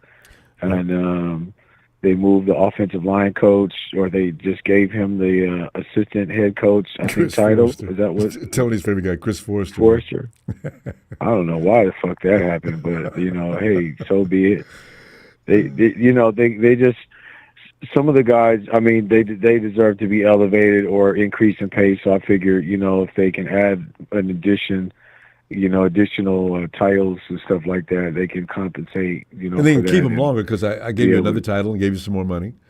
We just couldn't do that with Adam Peters. We already raised him as high as we could take him. What was Adam Peters' position before he left? He was assistant to the GM. Assistant GM. Yeah. So. Yeah, and then they did. Shit, I was just about to say, but I didn't want to cut you off. No, I'm sorry. Go ahead. Somebody else that was in there that got. You're talking wide receivers coach Leonard Hankerson. Yeah. No, I said Hankerson. I said the guy that's our cornerbacks coach, new cornerbacks coach. We got a new special teams coordinator. We got, a D coordinator back. Ray Brown. There was somebody else. You're talking about Ray Brown. That's the cornerbacks guy. Defensive backs. That's the cornerback guy. Yeah. But yeah, look, getting some, some minorities in there. I think is good. It's good. It's always a good move because these guys are gonna do well, and then they will draft pick. Get positions and be outsourced. So we can keep that compensatory thing going. Yeah. So I don't have a problem with it. What I have a problem with, Kyle, is him thinking that he doesn't have to go to the fucking combine in 9 seasons of being a head coach in the NFL. Yeah. No, he get a lot of things done there. I mean, besides the players, he was supposed to have been going. Oh, see, you saw that too. He was supposed to have been going, but from what I understand, he's not going anymore. He's full of shit. Now, if Pete Carroll at 97 years old is going to take his ass to Indianapolis, then there's no reason why Kyle is not in Indianapolis to go and check out these players and get some hands-on experience and have conversations with them. That environment. Get a jump. Yeah. Yeah.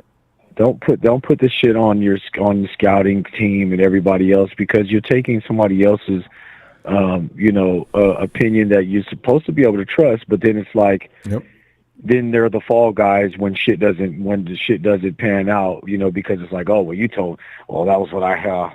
Yeah, that's what I was told from my staff, so I trust them.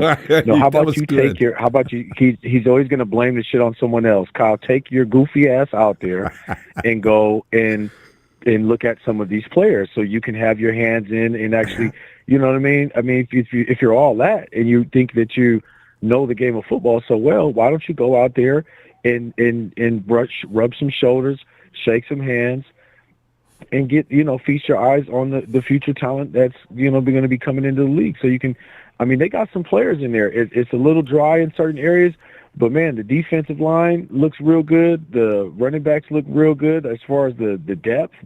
This could be a really good draft for us. Again, we could have 2 really good back-to-back drafts. But if Kyle's going to put everything on everyone else and, just try to, taper off responsibility and accountability like he does, I mean, it would be fitting for him, but that to me just says that he still hasn't grown after all these years and has not evolved as I've been kicking and fucking screaming for him to do. Like, come on, Kyle, you got to step it up, dude. If Andy Reid is in Indianapolis, if all of these other coaches are going to these combines and stuff like that, you should be there. So that's my gripe with Kyle. That's what I'm pissed at him about, not the coaching staff and who he's acquired. We've upgraded. I would, you can't get any worse than what we just came from between the special teams, and what we were dealing with just from the defensive coordinator standpoint. We've hit the mark just with acquiring Saleh and getting that guy that he brought from the Jets. That's true. So everybody else position wise, I'm not even tripping off of them. I think they're going to do well, and like I said, I don't think you can get any worse than last year. Because you really can't. Top 6, I think, offense. Because we got our ass kicked, especially for us. Yeah. So, but Ellis, good, one thing though, as I say, Kyle, this is illegally. Every coach out there and GM is they're conducting handshakes over deals they're making about exchanging players and doing this and that. Why wouldn't you want to be there for that? If I don't really care about the players out there, I've been watching film and all that. Like Kyle's probably going to say, I'm going to get more from watching film on how they play than I am watching them run around with a bunch of panties on and running real fast. So, okay, fine. You don't like that? But what about the interaction between you and other coaches? And why not? See, so Kyle is derelict of his duties right now for sure. So that's still not justifiable because the tape doesn't always tell you everything that you need to know. You want to see guys up close. I know that's what he thinks. You want to get character. Yeah, you want to get character. You guys want impressionable players. You got a certain standard, a certain, a certain standard of player and demeanor that you want, and you want to meet these guys in person. Yes. I hope, is John going to be out there at least? I mean, if Kyle's not out there, please, at least John go out there. No, John's there. I think John talked out there. Also, there's going to be other guys out there. Oh, no, that's right. He was on the podium. Yeah, okay. Well, that's probably why he's not going to go then, because he's going to say, well, John's out there. I know. I got all the faith in the world with him. His judgment, and, I can just... Yeah, Ellis, we don't understand about Kyle Shanahan. I think he has. Can you imagine the pressure he's under. I think he needs to just relax right now because the man was upset last year. The 49ers looked like ass cheeks last year. I don't know if he anticipated that. So Kyle is just chilling out as much as he can. So yeah, I'm a little sympathetic. He better get it. He better get it together because we got a last place schedule. I will. It will be a lackluster season. It's always Super Bowl or bust, but there's no way that we should lose any less than win any less than 13 games this season. Just from the schedule alone, not saying every team we play is going to be, total just crap, but a fourth place schedule means that a team of our standard, we should be dominant.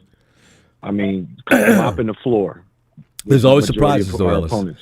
Teams are supposed. Do we have the Panthers on? See, you roll up into Carolina and get a good ass whooping. Every year there's a team that has no business, especially the opening weeks of the season. Oh, they're just playing like gangbusters, and you can get snuck up on. So I'm temper my expectations on winning games for first 6-7 weeks. Because I'm telling you, there's going to be some surprise. Okay. We play Chicago. Somebody will get hurt by Chicago this year, too. Yeah. No, some of these teams are going to turn it around, too. So, we got to be prepared. But I'm just saying, barring no serious, setbacks with players that are supposed to be playing, obviously we know Brandon Ayuk's not going to be there till, probably between week 6 and 8. Yep. You know what I'm saying, at the minimum. Everything else we should have tied in on top of the acquisitions in the draft. Yes. Before I go, Ronbo, I just want to tell you, I did look at some wide receivers. I want you to check your IG and look at the highlights from these players that I sent you. Okay. Isaiah Bond out of Texas. Alec Io Minor from Stanford. Luther Burden, I'm pretty sure you heard of him. Luther Burden the third. I love the from name Missouri. Already. Man, Luther Burden is and it's that time of year where I gotta look at that stuff. I appreciate that, Ellis. I'm gonna give you some feedback on it too, just to let you know I'm serious. No, definitely. And the last two was Trey Harris from Ole Miss and Savion Williams from TCU. Right. Look at these 5 wide receivers. They're not all going to be in the first. There'll probably be 1 or 2 that actually go in the first round. Yeah. So that's good for us because we can go second and probably third round for some of these guys. But imagine them in our offense and look at the similarities to the plays that they are running in because it looks a lot like something that we could utilize in our offense. Yeah. So, them boys ball out, man. Check it out on IG when you get an opportunity. All righty. Appreciate that, Phil. All right. Get back to you. Give you feedback. All right. Yes, sir. Yes, sir, man. Shout out to family. All right. Bet that, man. Shout out to production. Thank you both for the platform. Shout out Tony Tone. And shout out Donut, Tanisha. Shout out Casey, the Dragon family. Shout out Brian. Show. I'm not sure. I can't remember everybody. It's been a minute, man. Hopefully everybody's good, man. They know what you mean. Yeah, man. Much love. Hit that like and subscribe. Shout out to chat, man. Thanks. All right. Shout out Hero. All right. All right, nice, my family. Peace. All right. And he was saying, Ellis did. I know he meant to say happy birthday to you. I just realized. Brian says as such as right now. Happy birthday, Nikita. Ronbo's Fred Warner's foot. Haven't heard I don't know. How long has it been? Fred's foot should be. I do remember reading where it didn't require any surgery or anything. Fred was out there playing the whole time.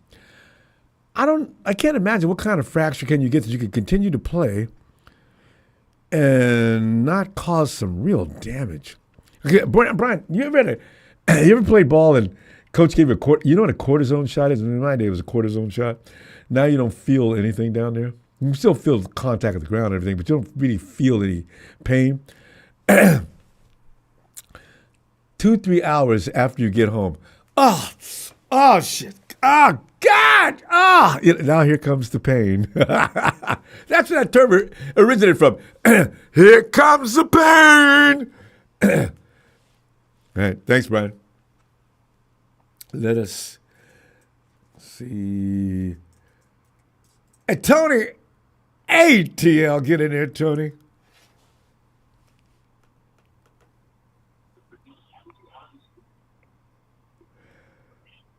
Tony,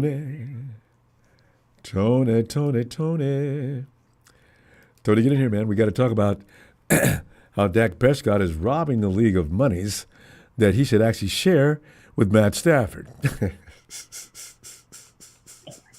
I mean, can you imagine?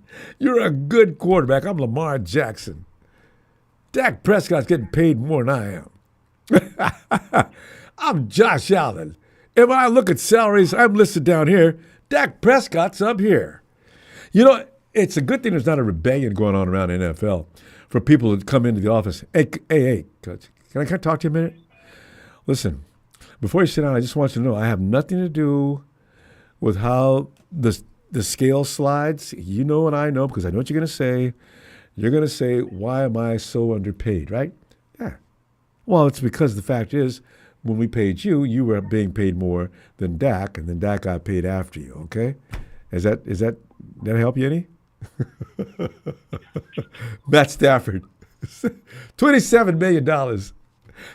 In a couple of weeks, you know what?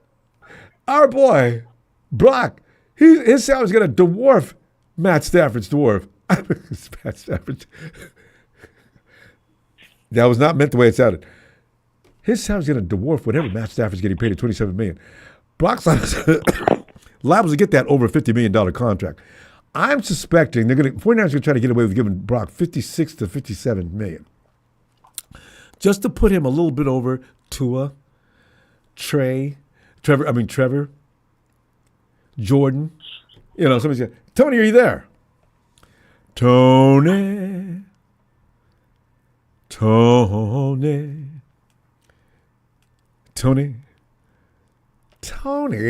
God, I'm always looking forward to talking to you, and I get this treatment. Tony,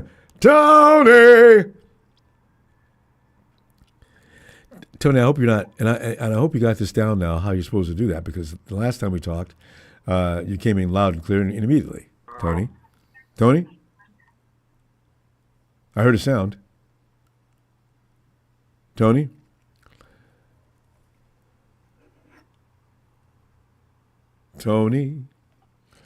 You know, what? We go back to Ellis? Well, is Ellis still there? Tony? Tony? Hey, Ronbo, how you doing? There you are, yes. Tony, did you hear me, or were you just now just getting back to your phone? I was just getting back to my phone. Oh, okay, good, because I heard the sound because you had your phone was open so you could hear. Tony, get in here, man. Yeah, everything we're hearing now is just rumors and innuendos. We don't know. Yeah, that's true. We'll start to know more as the days go by. And we fall for this every year, Tony. At least I do. To a degree, I've learned down through the years that every year we have a new quarterback. Jimmy G came, and we had a new quarterback coming in every year. Tom Brady was coming in. Aaron Rodgers was coming in. Aaron emphatically told us he was not coming in later. Kyle was being mum while he was riding around all over the country. The story with Kyle and Cabo, that made me laugh the hardest. So, because also, little Kyle, no, but the little fella, Sean McVay, was down the street in another resort hotel, also keeping an eye on where Matt Stafford was residing during the Cabo vacation. So they both couldn't get over there fast enough. McVay beat him over there, and Kyle was supposedly on the phone talking to somebody. I'm not sure who it was. I think it was John Lynch, and John was trying to navigate where Stafford was. That they were playing this little children's game was making me laugh. If any of that was true, grown-ass men out there doing this was hilarious.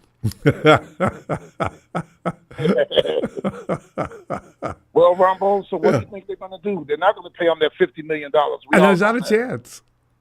They told him to go out and play the market, go out and test the market, and see what your value is. So they're going to treat him like an unrestricted free agent, right? He's going to go out as a restricted free agent. Go out, test them, see the market, see what they're willing to pay you. They got to keep in mind they're going to have to pay you, and they're going to have to give us a compensation. So go ahead and see what you can find. So Matt, his agent, is out there riding around doing everything he can. If Stafford's just all about the money, he could end up with the Giants. Like a politician today. I know, He right? was politicking. You're damn right Stafford should get paid $50 million. If not by the Rams, by somebody, he deserves $50 million. I'm like, well, good luck with that. He's 37. That payday's over. He could end up in East Rutherford, though. Can you imagine? If you just want to get I paid? think he could end up in Pittsburgh, but I don't know what they're going to pay him, though. That's the thing. That would be the best. The Steelers with that great defense. Yeah. Yeah. But, yeah, okay, if you're the Steelers. The thing is, with Pittsburgh, they're not going to pay him $50 million. No, they don't. Pittsburgh's, they're about building through the draft. Yeah. Think he'll settle for that? How much? 40. I wonder. He should. That's a big raise over 27. Give him a 3-year deal. Exactly. Got money saved, so. Yeah. It's all about pride. There's one spot I thought about, Las Vegas, and this Brady. Tom will pay him. I don't know. Or innuendo, I don't know. They got a little carried away with the Tom Brady. Matty was not over at Tom's house having dinner, but Brady has put out, it's in writing that Brady has initiated interest in it, though. So, you know. And the other thing, I agree with you, Ronbo. You were talking earlier. You said, well, if Stafford does go to New York or Las Vegas or wherever, you can't see St. Louis. I call them St. Louis. You can't see Inglewood signing Aaron Rodgers. I can't either. No, why would they get older? The Rams are looking to get younger. That's why they don't want to pay that much money to Stafford. I know Justin Fields probably ain't gonna go there. I don't see that. I think Justin Fields going to the Jets. Wow. Justin is available, isn't he? Okay, Sam Darnold. Yep, and the Jets are kind of talking, they're going to make him the starting quarterback. Justin Fields? Because it was another team that wanted him, but they wanted him to compete. And I don't think he wants to compete. He wants a starting job now. Who's that? Last year. Still, Justin Fields doesn't want to compete.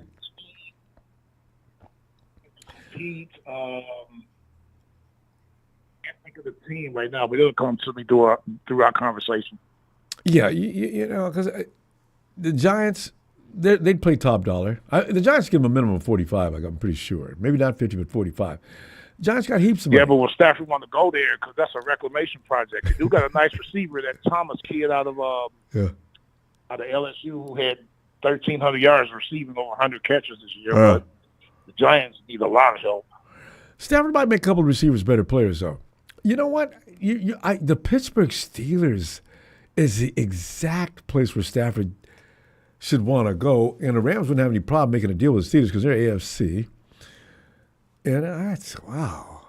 Yeah, because Pittsburgh, they might draft one. Najee Davenport, the running back, he's a free agent. There's a lot of free agents out there. Like I was telling you, he's a free agent, so they're probably looking to get them another back, either through the draft or maybe even through free agency too. And there's lots. The draft, I understand, is loaded with running backs. Well, because you focus, you watch that stuff. But man, tell me how many years do you think realistically Stafford's got? I think Derek Carr might get cut. Oh no, that was already said. No, it was rumored. Yeah. So you can't get paid like a quarterback and do bad work. It's not. I mean, the team is already struggling to pay you and keep a team around you. And if you come out there looking bad, that's got to stop. According to CBS Sportsline, Ronbo, the number one free agent to be signed, this is Pete Prisco of CBS Sportsline, is Sam Darnold. I knew it. Free agent to be signed is T. Higgins. And check this out, Ronbo. T. The number 7 free agent number 7, no matter what position, number 7 free agent to be signed is Drew Dahlman, center of the Atlanta Falcons. Number and 7, you guys are in the running. top I keep hearing 10. you guys are in the running for him. It's probably a good chance because the 49ers never say a word. When you'll never hear a word about it. If the 49ers want Dahlman, you will not hear a word. Chris Dahlman was y'all's right guard back in the 90s. I never tied that together. Days, and then Jeff Garcia. So Drew Dahlman grew up in that San Francisco 49er locker room as a kid. And there's some conversations going on between Dad and the Niners, I'll bet you. Yeah. So, because I don't think we're going to be able to pay him, Ronbo, with our cap issues. Yeah. Now, I just hope we don't cut Grady Jarrett. That's going to make me mad. I know Yamada's going. So we drafted 2 defensive linemen last year. The kid from Oregon, Dorlish, in the 4th round, and Aurora 2nd round. So that's why I know we at least going to cut David Onyemata. If Grady Jarrett get cut, man, I am not going to be happy about that. See? This is why the 49ers aren't bothered about Debo running around here talking, I need to be traded. Okay, well, go ahead. Because last year, like you're saying, they picked up 2 wide receivers. One for BA and one for Debo in case they have any trouble. So here comes Ricky and Cowing.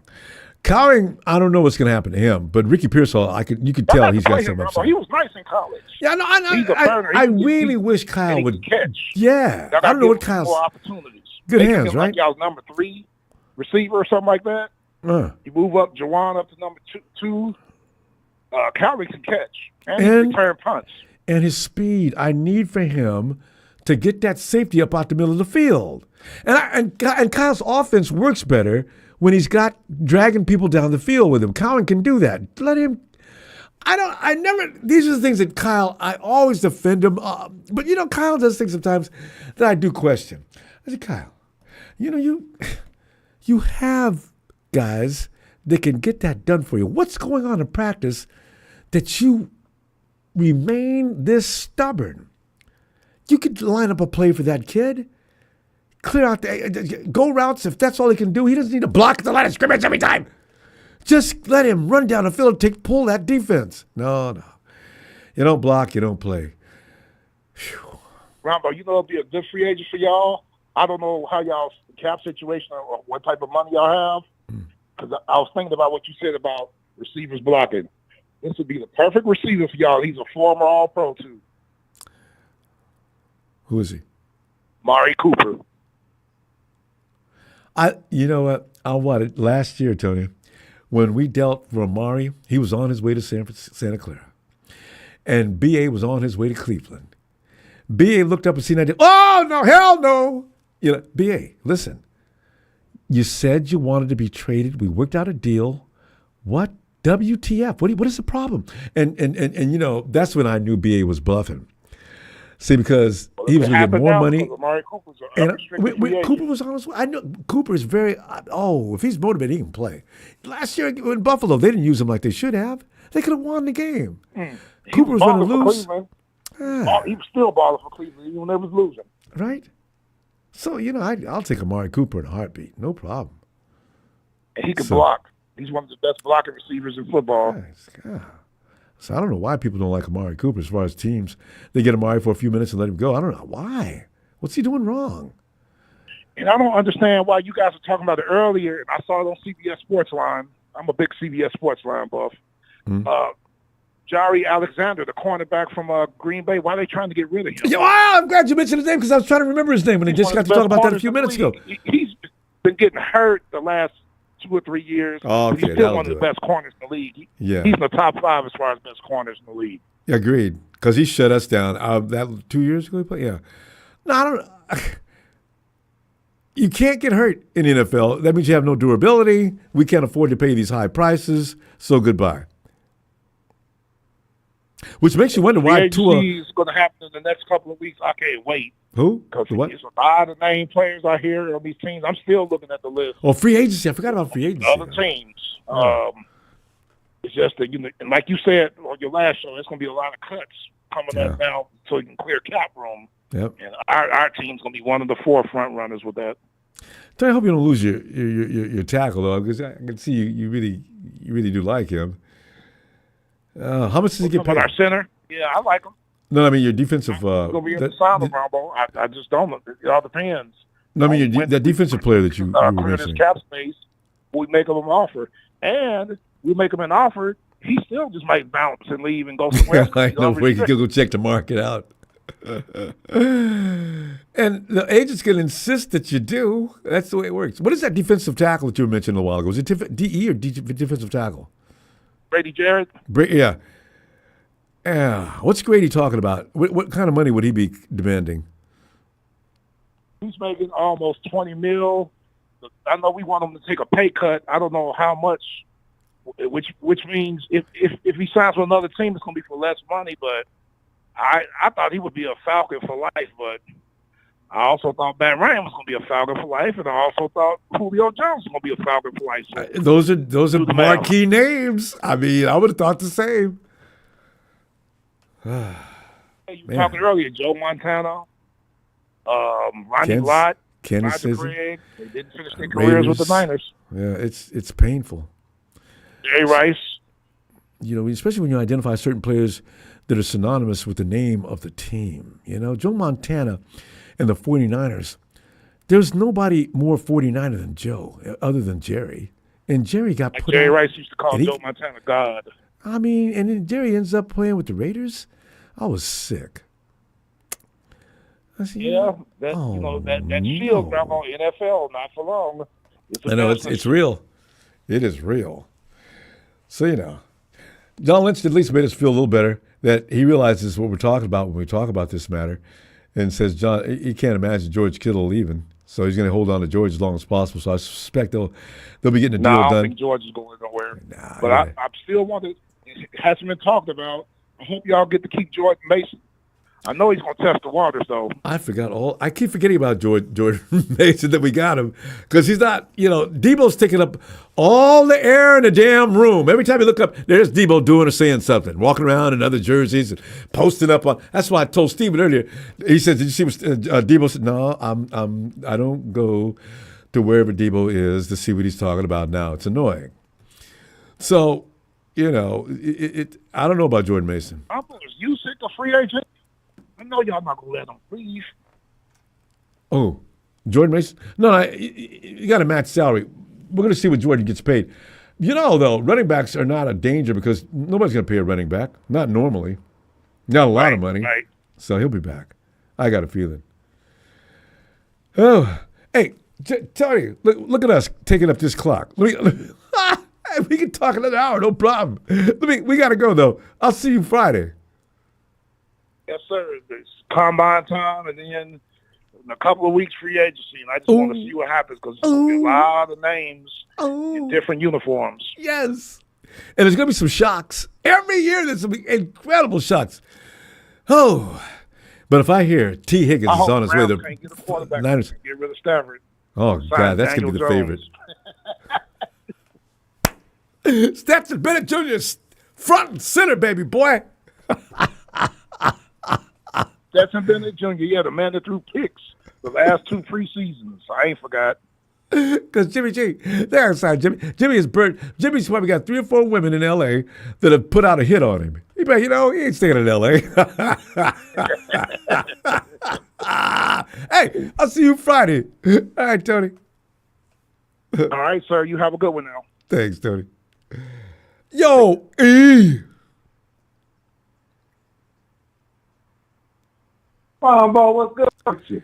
Hey, man, we're sitting there, we're measuring Kyle Shanahan for the choices he makes. Since we talk about Kyle Shanahan for everything he does anyway. So I'm thinking, he's picked out his staff. He's given people raises and changed their position and status as far as in the organization.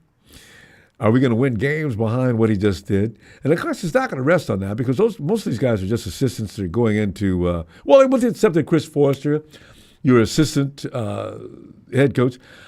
Would you appoint Chris Forrester your assistant head coach?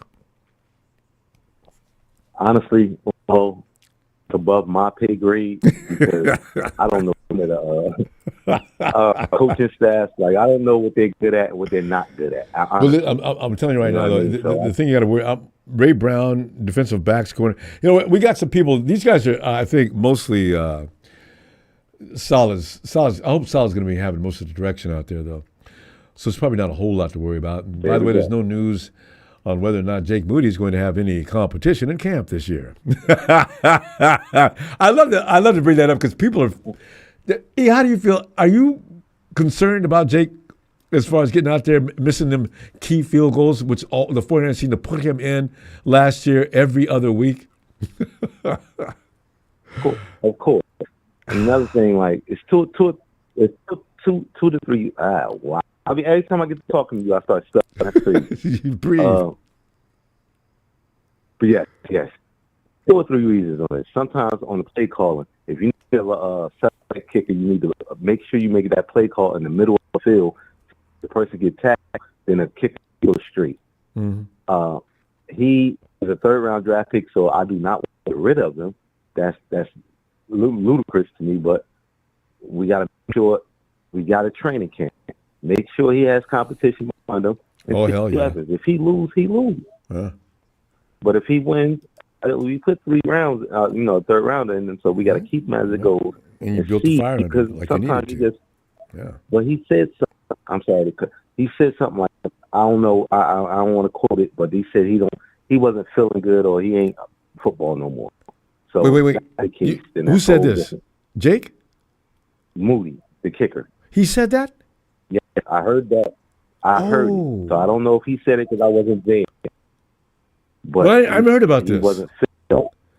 So yes, Jake he better not have said that. Because, I mean, that would mean he's really a weak-kneed sister, and I'm glad he told us. Yes, and then he can go. He got to go and be where he need to be. Yes, and it don't need to be Santa Clara. You know what I mean? No. Do what you got to do, homie. Yeah. But don't miss field goals again, like Debo said. Don't miss no field goals again. You know, the only problem I got that was that he has no room in his house, and that glass house he's living in, to be going down the sideline jabbing people in the neck. So, you know, I'm never going to forgive him for missing that drop against the Rams. They're still talking trash because Debo saved their ass. Damn it. Yeah. But anyway. But see, y'all saying that because he dropped that one pass, but the next game after that, he had 100 years. Nobody said about it. It's too late. See, I couldn't get over him dropping against the Rams. You're right. He did have a good game next week. I know. I agree. But Debo, for some reason. No, because he knew he blew it. And now, all of a sudden, he can turn it off and on, I guess. It's a teamwork thing, though. Like I said, the kicker need to be put in the middle. The wide receiver need to be put in position where he was doing plays a lot, where that was better because he can't really get open after he get hands-on with the person. We should know this already, coach. So we put him in the screen, get him open, let him do what he got to do. I know. You can't run up the A-gap, coach. He's a wide receiver. He's not a runner. So that's another reason. It was like he kept running him up. He stopped running up the gap, started running him up the B-gap. I get mad about it. I was like, when you look at them plays, he's like, yo, he act like he want to lose time. And Kyle knows about that, but you know, Kyle thinks he's going to surprise somebody doing that. When you've just handed the advantage to the defense. Oh. Yeah. And then, like I said, he's a good player, but he needs to be on that wing route. But, like, I don't know what's going on. Like, when I see games sometimes, it's like, yo, you brilliant to beat him. His whole element. And the plays, like I said, some plays be great. But you got to be teamwork. Like I said, teamwork thing. 3 people open, he goes to the person who's not open and get an interception. A standing interception. Dude didn't do nothing. He just caught the ball. When Kyle diagrams and plays, a lot of the guys you see running out on the field look like they're open. That's by design. Those are guys that are supposed to be relieving the guy that you want to go to by pulling the defense. But, I mean, I want my quarterback to look at that and say, okay, you know what? I'm going to go ahead and go over here anyway. And because, I mean, the dude is like so open, it's making me crazy. I got to throw him the ball. He did that his first year. You got to see it. Sometimes like ABB sometimes becomes ABA. sometimes the C guy be open because the defense done played defense and read that the A guy's supposed to be open for first read. So Right. your first read can't be your first read no more. It's your third read. That's So right. you get to that read before. Yeah, it's a lot of games with this stuff, man. Well, There's a lot of because- systems, like I said, man. If you're running a clear out route for me and I'm going to run across, if I'm a DC, I know what you're doing too. You can even throw the ball to that guy that you call a clear out route anyway every now and then. Just keep the defense on their toes. Yes, you gotta make a think. I'm going left. I'm going right. No, you need me go right time, but now I'm gonna go left on you. Now you where you at with it? Cunningham, the quarterback for the Eagles, he had 100. He only had 200 yards, did he? Who? The quarterback for the Eagles didn't he have 200 yards passing in the Super Bowl? Jalen? Did he? I don't remember that stat. Jalen ran for a lot of yards. I don't know how many. Yeah. He ran for yards and he did basic stuff. That's what I'm get at. Oh, yeah. So 300 yards. That's his strength, though. That's what Jalen does. Yes. Yes. Don't worry about all that stuff sometimes. Just get the basics. Like, I want CMC, but I'm kind of scared Mason not on a sign and stuff like that. There's a lot of running backs in this draft, all that stuff, but I keep forgetting about that. Dolman and defensive end. I want proven players. Stop guessing on this draft. Dolman and defensive end for Cleveland, and you guess the draft if you want, but them the players we need. Yeah. You know what? They'll go after Dolman. You know why? Because they're not saying anything about anything. When the 49ers get quiet, they're up to something. And they get real quiet. I like it. Yeah. So. Don't tell everybody what you're doing or not. Yeah. So I said, watch draft day. Watch draft day before we agree. But I've heard things about Brindle, which might be a little giveaway too, though. Now, what I heard about Brindle the other day was interesting. What? He fat? Something to the degree that Brindle could be on the chop block. I said, wait a minute. I thought Forrester liked him, and Dahlman is out there to be had. So, well, I don't know if he's out there to be had just yet, but who's on his back pocket a lot? Who? He kept beat up. I'm saying he was getting beat up. Brindle. Oh no! It was 2 years. He's too light in the pants to play that position. Yeah, he's in his back pocket. Sorry. So, Mason. I see you got your pimp and everything. Ronbo Sports, man. Niner Nation, Niner Empire. We get it done. Hopefully, the best is the best. Kyle Shanahan, make better decisions. John Lynch, make better decisions. Anybody. John. All of us in life. God bless. All of us make better decisions. Hopefully. I love you. I love it. I wanted to speak to you so much today, Ronbo, man. I came in the house, went to sleep, and woke up, then called you. I appreciate it, too, Well, Word, I said, where Ronbo at? I said, where my subscriptions at? Let me see it. Yeah, he was on. I'm going to make sure man call in. We was hanging out for you, too. I love it. Let's do draft day or something. We gonna. Hey, Friday. Who you gonna pick? We gonna have to get Ronbo. See, I got that kid out of Penn. Is he Penn State? Which what is it? I got that edge rusher. Yeah, I'm about to go through my. After I watched that clip on him, it's that looks like a 49er to me. So Okay. What is that kid's name? Comes off the edge like a man possessed. Hey, we gotta go. I'm gonna tell you what. All right. I'll see you Friday. Next Friday. All right. Friday we're gonna do a draft pick or something. There should be something in the combine to talk about by then, as far as players go.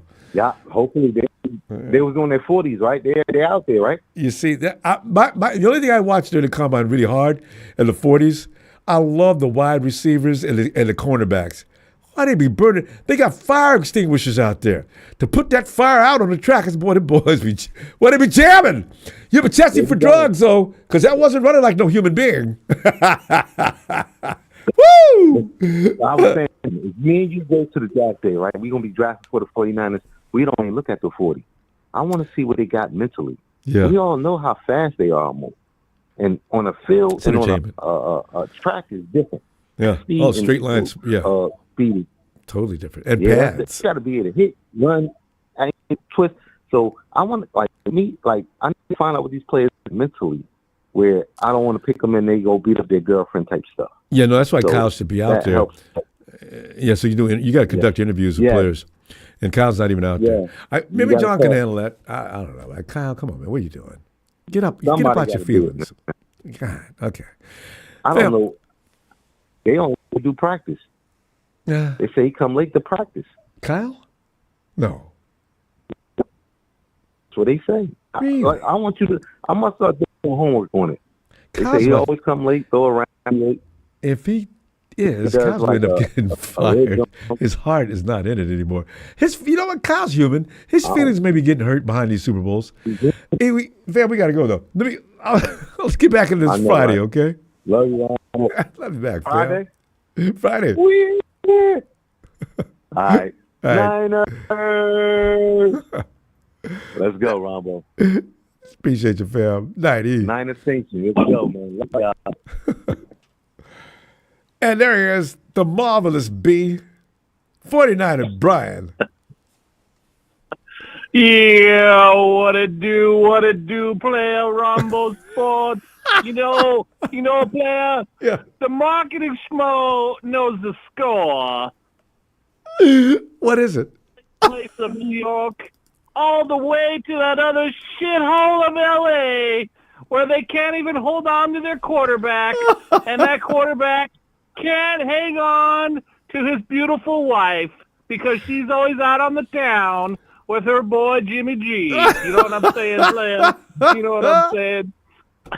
That's why Stafford's wanting to leave too, so he can take Kelly and get her out of here so Jimmy can stop walking around smiling.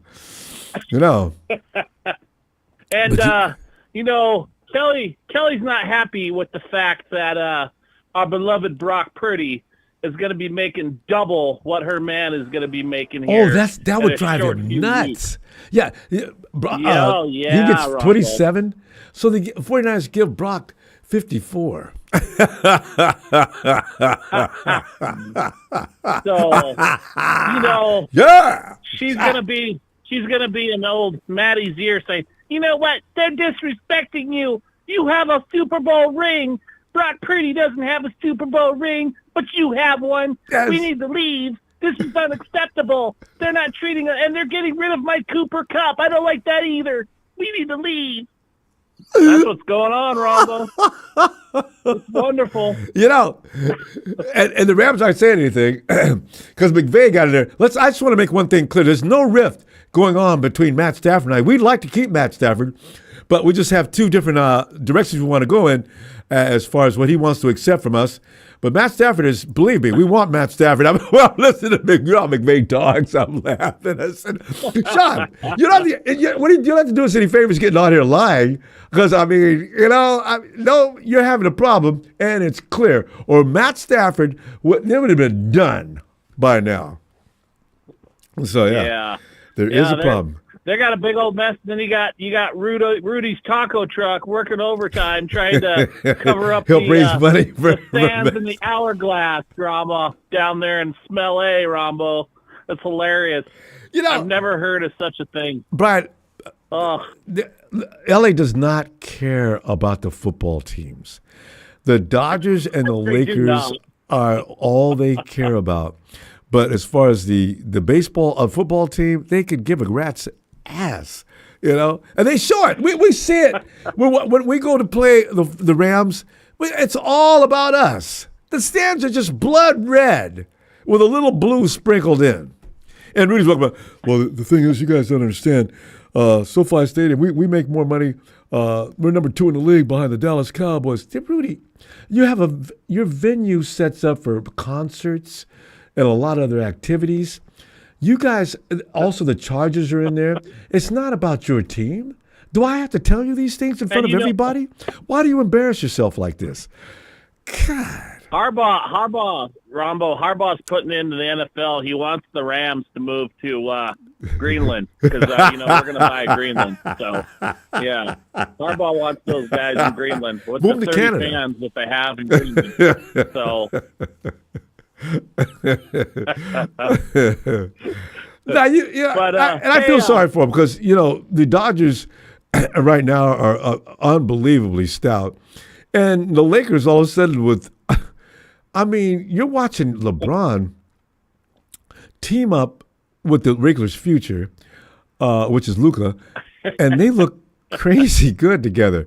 So, meanwhile, nobody's thinking about Stafford and how much money he wants to get paid. All the girls notice Jimmy G's on the team. But beyond that, the Rams aren't ringing any, Jesus. Yeah, Ronbo, you and I, we talked about this like a month ago that Matt Stafford was going to do this, that he was going to not be happy with his pay, start crying like a drama queen, and that all these other younger quarterbacks were making more than him, and none of them have Super Bowls. And we saw this coming for those poor little trash LA Lamsters down there, that they were going to have a situation on their hands with their QB. But what are they doing to remedy it? They're not going to pay him, Rombo. They're going to let him go. Yeah. I just see it. They can't afford to do it, Matty. It's really sad. Matty, they can't afford to do it, Brian. You know why? Because he's 37. They're trying to get that team back up to speed. They actually need to go younger. And I told Rudy this a month ago. I said, Rudy, you're talking all that trash. You know how old Matt Stafford is? And this is before they started this talk, right?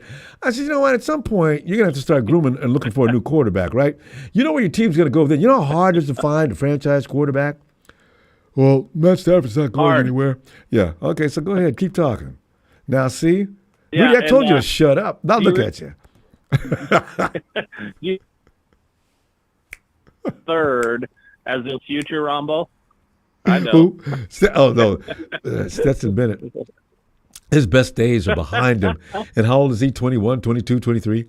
His best days are behind him when he was back at the beautiful confines of Georgia, where the Bulldogs were all around him, and he didn't have to do a damn thing. Hey, I heard the Rams are going after Lamb's Dangerous in the chat because he thinks he's a tough guy and he thinks he can play quarterback for Lamb's Nation in Greenland over there. Yeah, I'd love to see it. As cold as it is in Greenland, that'd be an awesome spectacle, wouldn't it? Oh my God! You raise your arm to throw it, and the arm just locks up from freezing. Oh, so yeah. But anyway, Nikita and Michael, ignore that moron in the chat. Everything he says about me is just not true. Rams are dangerous. He's yeah, such a moron. Yeah, I know. Oh yeah. Rams are dangerous. You know what? I'm telling you right now. Stop with that. That's an out of bounds conversation. Don't be accusing people of stuff like that. Listen, if you don't have anything to offer as far as football or anything that you can substantially offer as an argument or a fight, give up. This is not something you can do well. Or else I'm going to throw you out. Yeah, and it's fun. Well, it's PDF. Hey, Eagle 6, don't. You know what? The guy's a jerk. Yeah. I'm telling you, abandon that subject. Rams are dangerous. I'm only need this much to get rid of you anyway. You get on my nerves. Yeah. Anyway. Yeah. Hey, Rombo, I'm that little punk in your chat that he does that because I have to warn him all the time. We're here to have fun. We're here to have fun and talk football and maybe poke fun every once in a while. But when you cross the line, Rams just think nowhere to quit. God. Yeah. Yeah. But, hey, shout out to Nikita. Happy birthday. And that jersey's on the way. It just takes we'll get it to you, I promise. So, Brian got cut off. You got cut off there. Brian says you're going to get that jersey to you as soon as possible.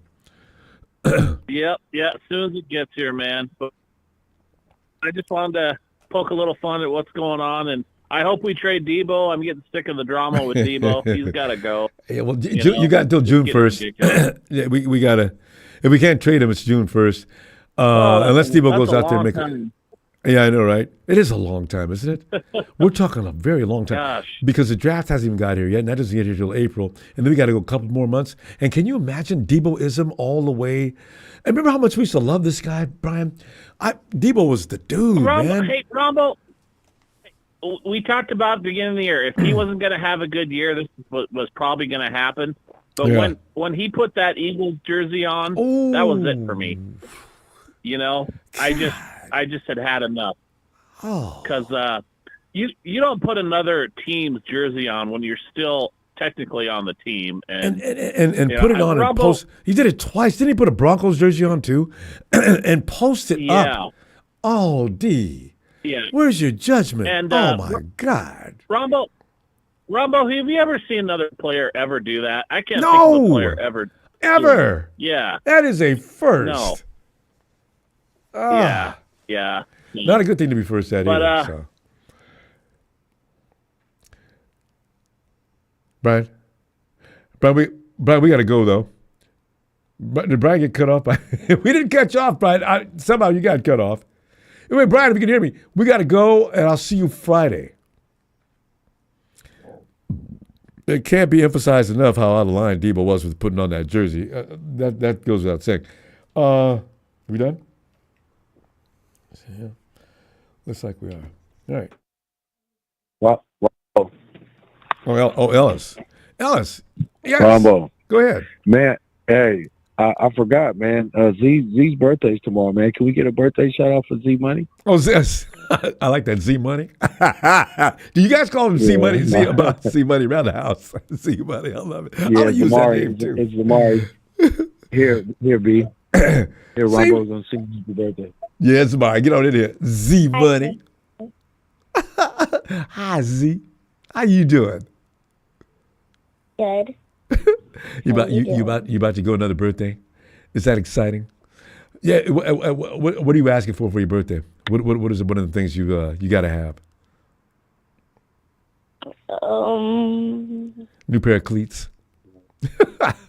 Z can play. Roller skates. Roller skate? Are you roller skating too? Get to be line skates. All right. Clothes, especially 49er clothes. There you go. Can't get enough of that. Z, set back. Let me do this. Happy Niners birthday to Z Money. Happy Niners birthday. She can play that game.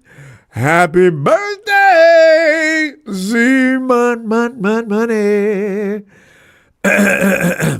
Happy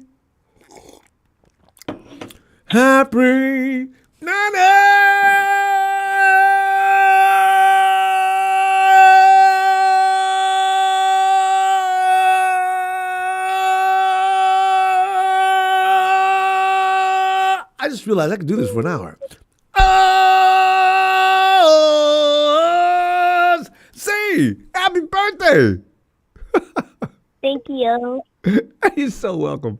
I hope you have a good time, too. Guess Celebrate your birthday for 3 days. Say again? Guess how old I'm going to be. Let's see. Sound like you probably just got out of high school. I'm going to say 18. See, I think I already know how old you are. Aren't you? You're somewhere between 6 and 8. Am I right? Yeah. Yeah, I knew it. Which one exactly? Which one? 8? I'm going to turn 8. All right. Look at you. I remember turning 8. I couldn't wait to get to 10. I used to say things like, I'm 8.5. I could just have my birthday. I'm 9. No, he ain't. He 8. I'm 9. You can't wait to get to 10. The double digits is exciting for some reason. I don't know why. Let's see. You go ahead on with your 8-year-old self. I'll be back Friday, and you can tell me what happened, all right? On this birthday celebration. Okay. All right. Thank Bye, you, Z. Ronbo. There she is. Thank you, Ronbo. Oh, you're so welcome. I love it. Z Money. Have you ever seen that movie? There was G Money. Yeah, hey, Ellison not one child's name starts with a G, though. Ellis, hey, I'm gonna go, Ellis. Yeah, thank Hey, my pleasure, yeah, fam. Man, Glad you got back at me. Man, Your Yes, sir. kids are awesome. Appreciate you. Good night. Much love, family. Thank you. Back at you, fam. Night, Ellis. All right, peace. And with that said, got the birthdays going on right now.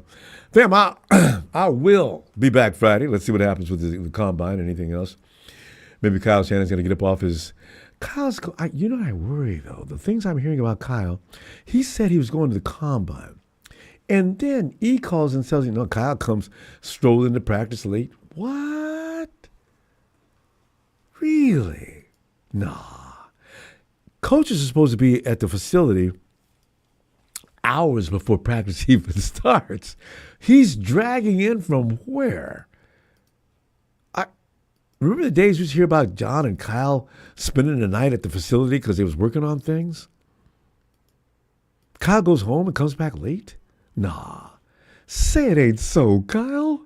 Nah, he just got some misinformation, right? We still need a dedicated coach. Yeah, I ain't gonna buy it, man. I can't do it. I do not believe Kyle come dragging into practice late. No way.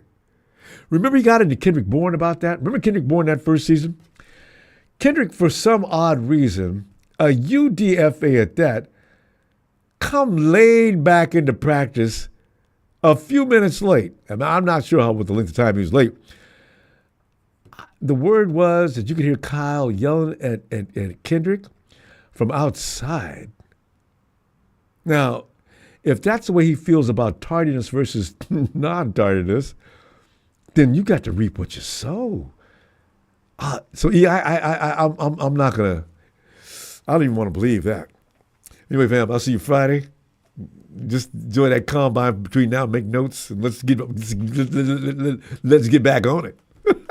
Appreciate you, fam. Don't forget to subscribe. I want to make you part of the Ronbo Sports family and the rest of the crew that are coming. The chat can be fun. We just got to keep them Rams fans in line.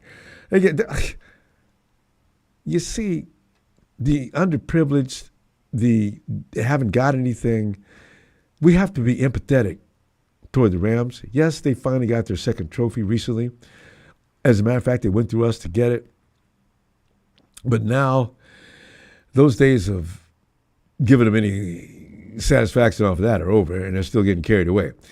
But we'll work with them and make it a better place to be. Anyway, fam, I'll see you Friday. Hit the like, too. Oh, yeah, I love me some likes. Niners!